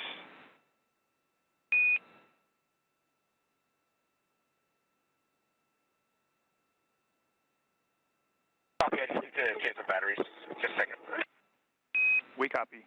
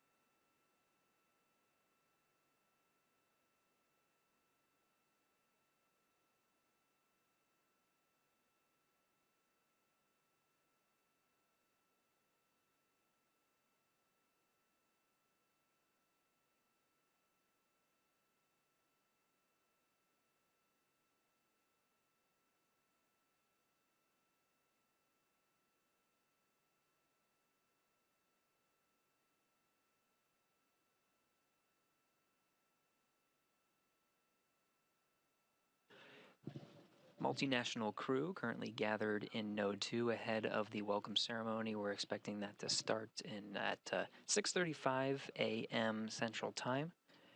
Jasmine Moghbeli, a NASA astronaut in the foreground, speaking with Oleg Kononenko, Roscosmos cosmonaut. To his right is Roscosmos cosmonaut Konstantin Borisov, speaking with Walter Villadei of Italy, and the pilot of Dragon Freedom for Axiom Mission 3. Expedition 70 member Nikolai Chub coming into frame behind Moghbeli.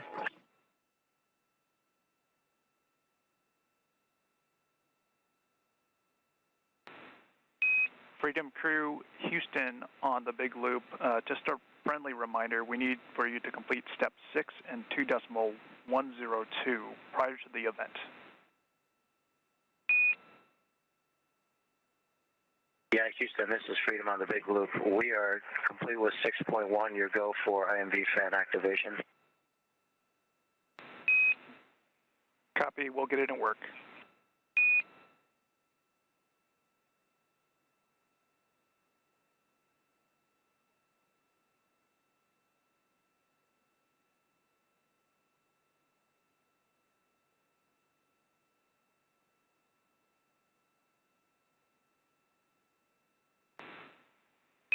Station, we are ready for the voice check.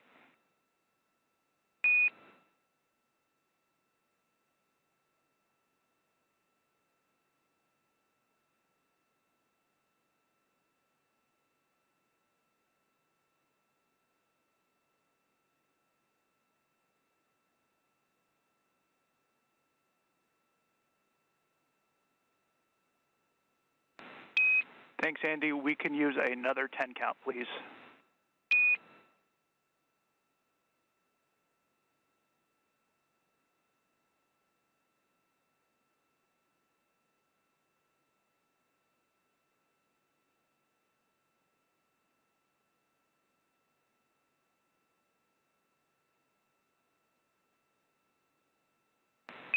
Good, scene, and voice check.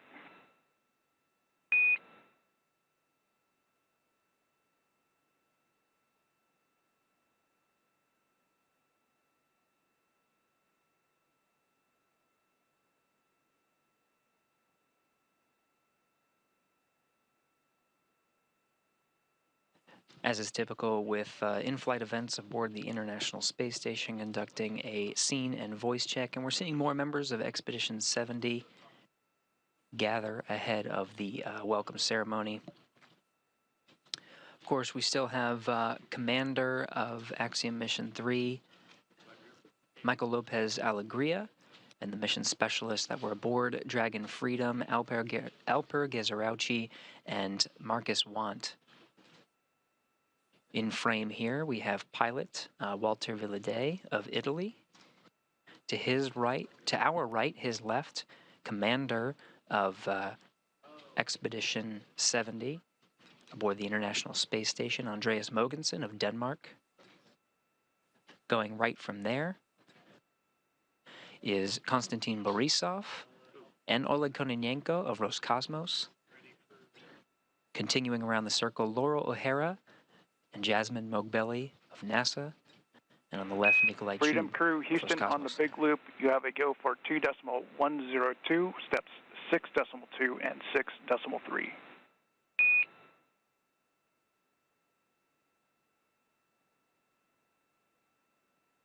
6.2 and 6.3 in work.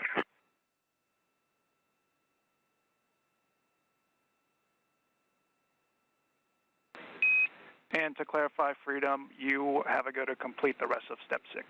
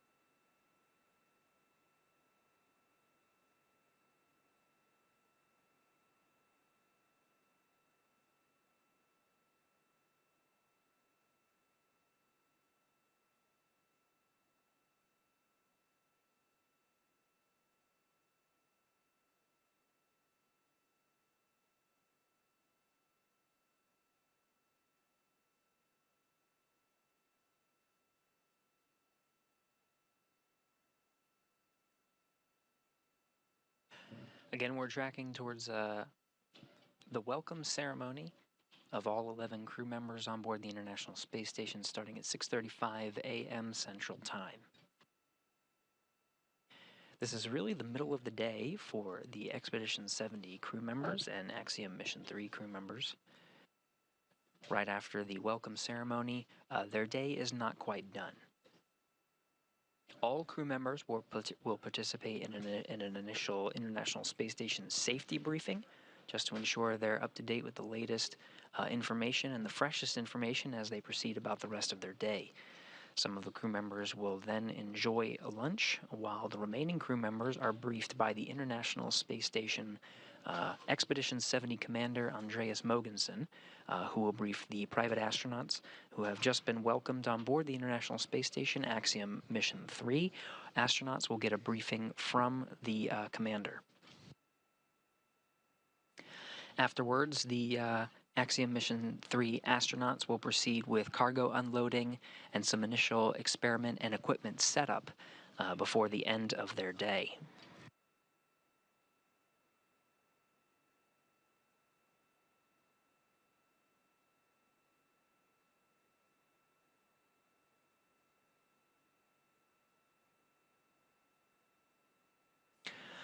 Tomorrow, Sunday, is a relatively light day for the Expedition 70 and private astronaut crew members, continuing with some cargo transfer ops, but setting up some initial experiments and enjoying a lighter day before they really hit the ground running for their first week aboard the International Space Station. Axiom Mission 3 is expected to be a 14-day mission. Right now we're targeting approximately February 3rd, pending weather, for the undock opportunity for the Axiom Mission 3 astronauts to leave the International Space Station and splash down off the coast of Florida. But of course, starting Monday, we'll begin a myriad of scientific and education activities for them to complete. All this work has been timelined in months in advance to coordinate the schedules of 11 crew members on board the International Space Station to ensure there is a seamless transition of using different scientific experiments and facilities, and that 11 crew members can get an incredible amount of science and discovery done in a short amount of time.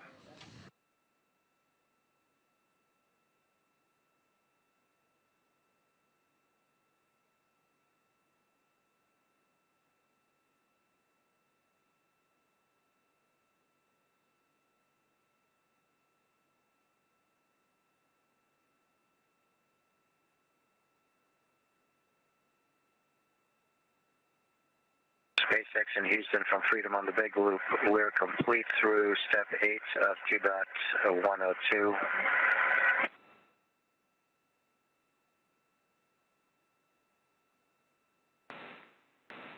Houston copies. And SpaceX copies.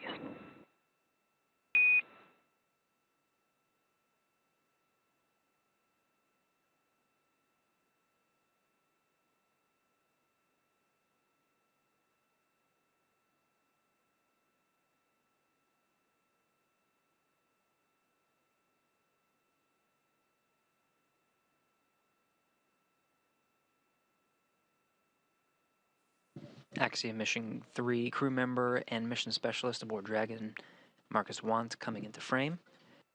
We'll start seeing all 11 crew members come into frame as they close out some of their activities. We're expecting to begin the welcome ceremony on time in just about 3 minutes.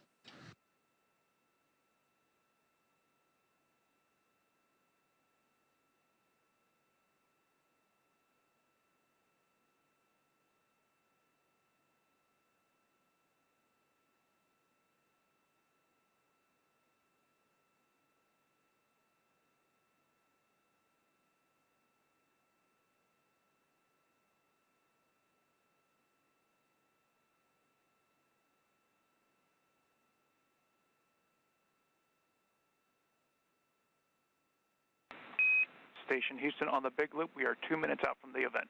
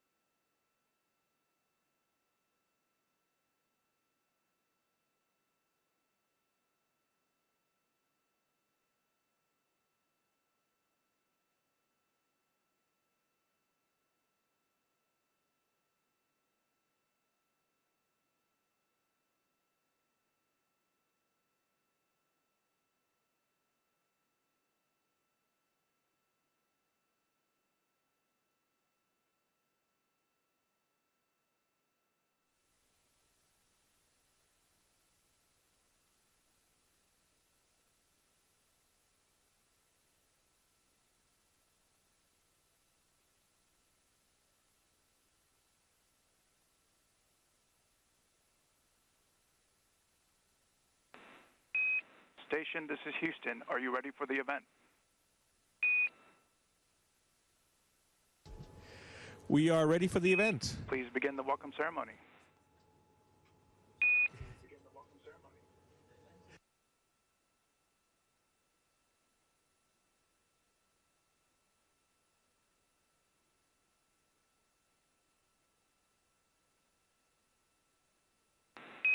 Andy, Houston on 2, can you check the mic, please?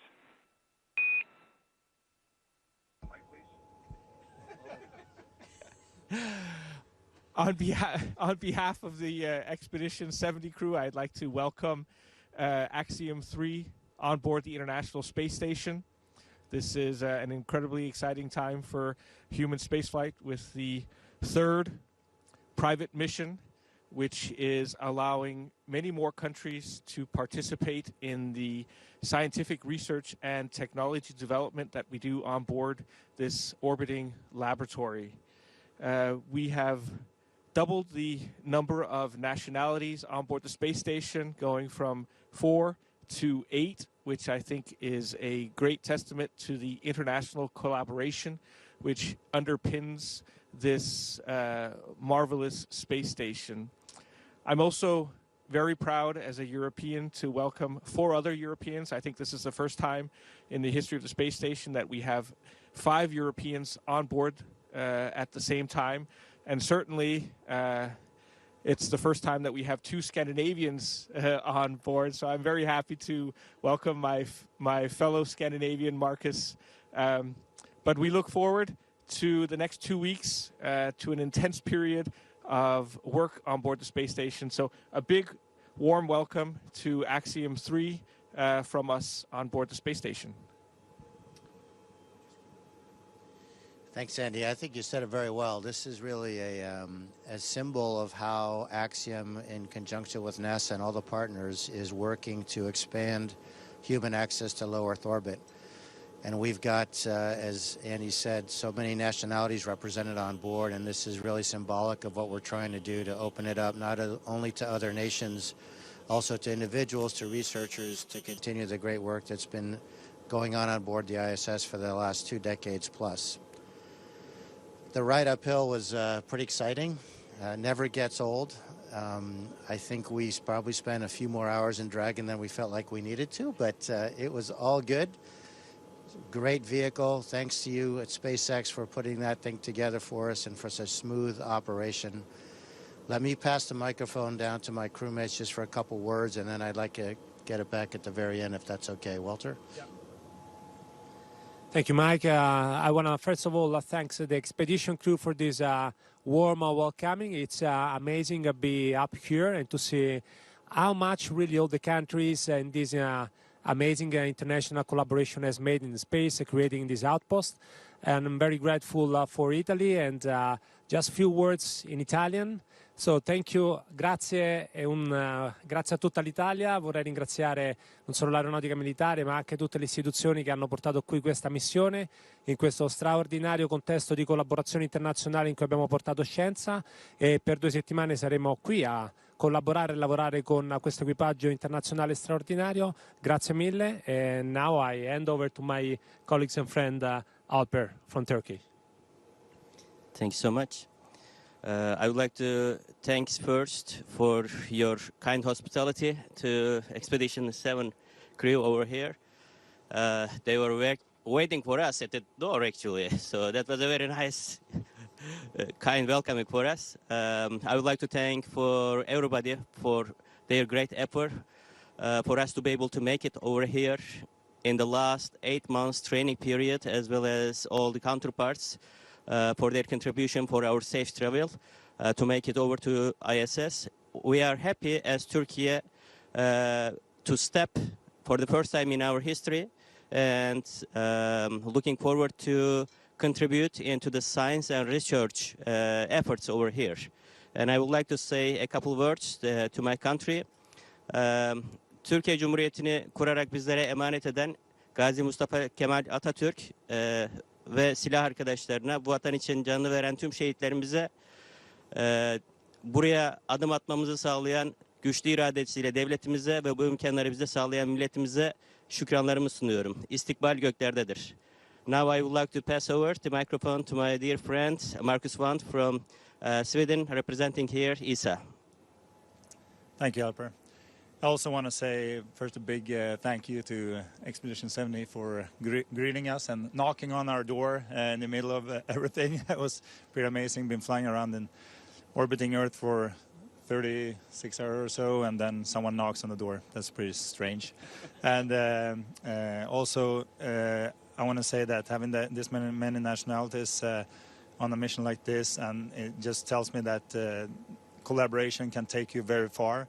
Entering the hatch here and meeting other people in space from so many different cultures and places around the world just give me a strong sense of future, which is awesome. I also want to say a few words in Swedish to Sweden. Så hej allihopa där hemma. Det här är förstås en fantastisk känsla. Uppskjutningen var en resa, jag har aldrig varit med om något liknande förut, och sen att få se jorden från ovan och sväva runt och känna att Sverige på ett så kraftfullt och beslutsamt sätt valde att ställa sig långt fram i utvecklingen igen, vilket vi ofta gör, och fortsätter vara ett innovationsland och visa andra att gott samarbete fungerar. För vi har också här pionerat det nya sättet för Europa att ta sig upp och öka frekvensen i rymdutforskningen på ett sätt som vi inte har sett förut. Så otroligt stolt att få representera Sverige och Europa här uppe. All right, thank you. Mike.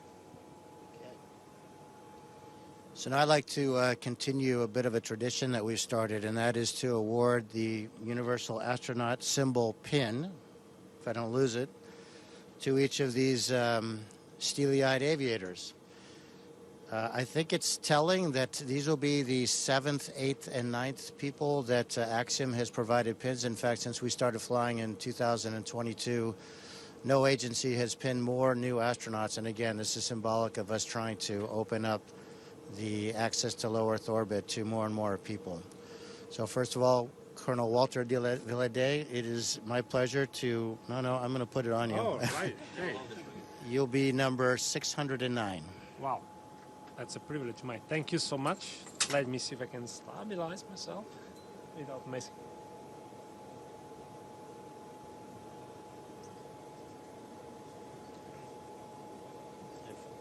If you guys can, if you can slide down and have these guys slide here. Thank you.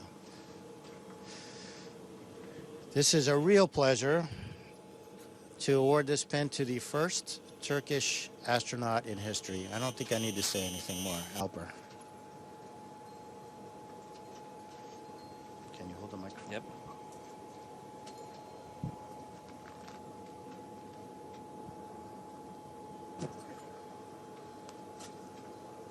Uh-oh. I actually broke it.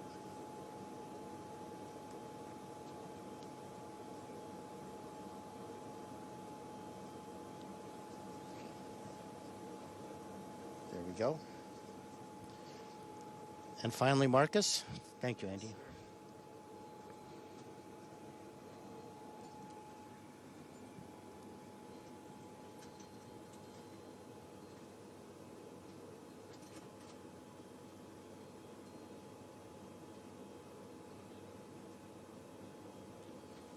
Thank you, Mike.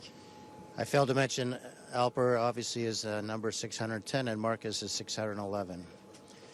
And finally, I want to thank all of you guys again for welcoming us aboard. I know that it's tough to have guests in your house, and we promise not to spill any red wine on your white carpet. Thank you, Andy. Once again, welcome, and we look forward to working with you for the next 2 weeks. It's going to be an incredible mission, and we're excited to have guests. Thank you to all participants and welcome aboard Axiom 3 station. We are now resuming operational audio communications.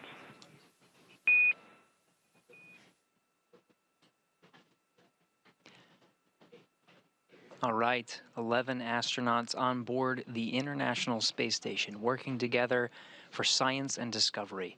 It's going to be a very busy and jam-packed couple of weeks with a full space station, but certainly nothing that can't be handled. This will be the third time we have a private astronaut crew on board the International Space Station, the third time we have 11 astronauts as part of this mix as complement of private and government astronauts, and of course the private astronauts representing their own governments, expanding nations to 7 nations right now on board station, conducting science for the benefit, really, of the world.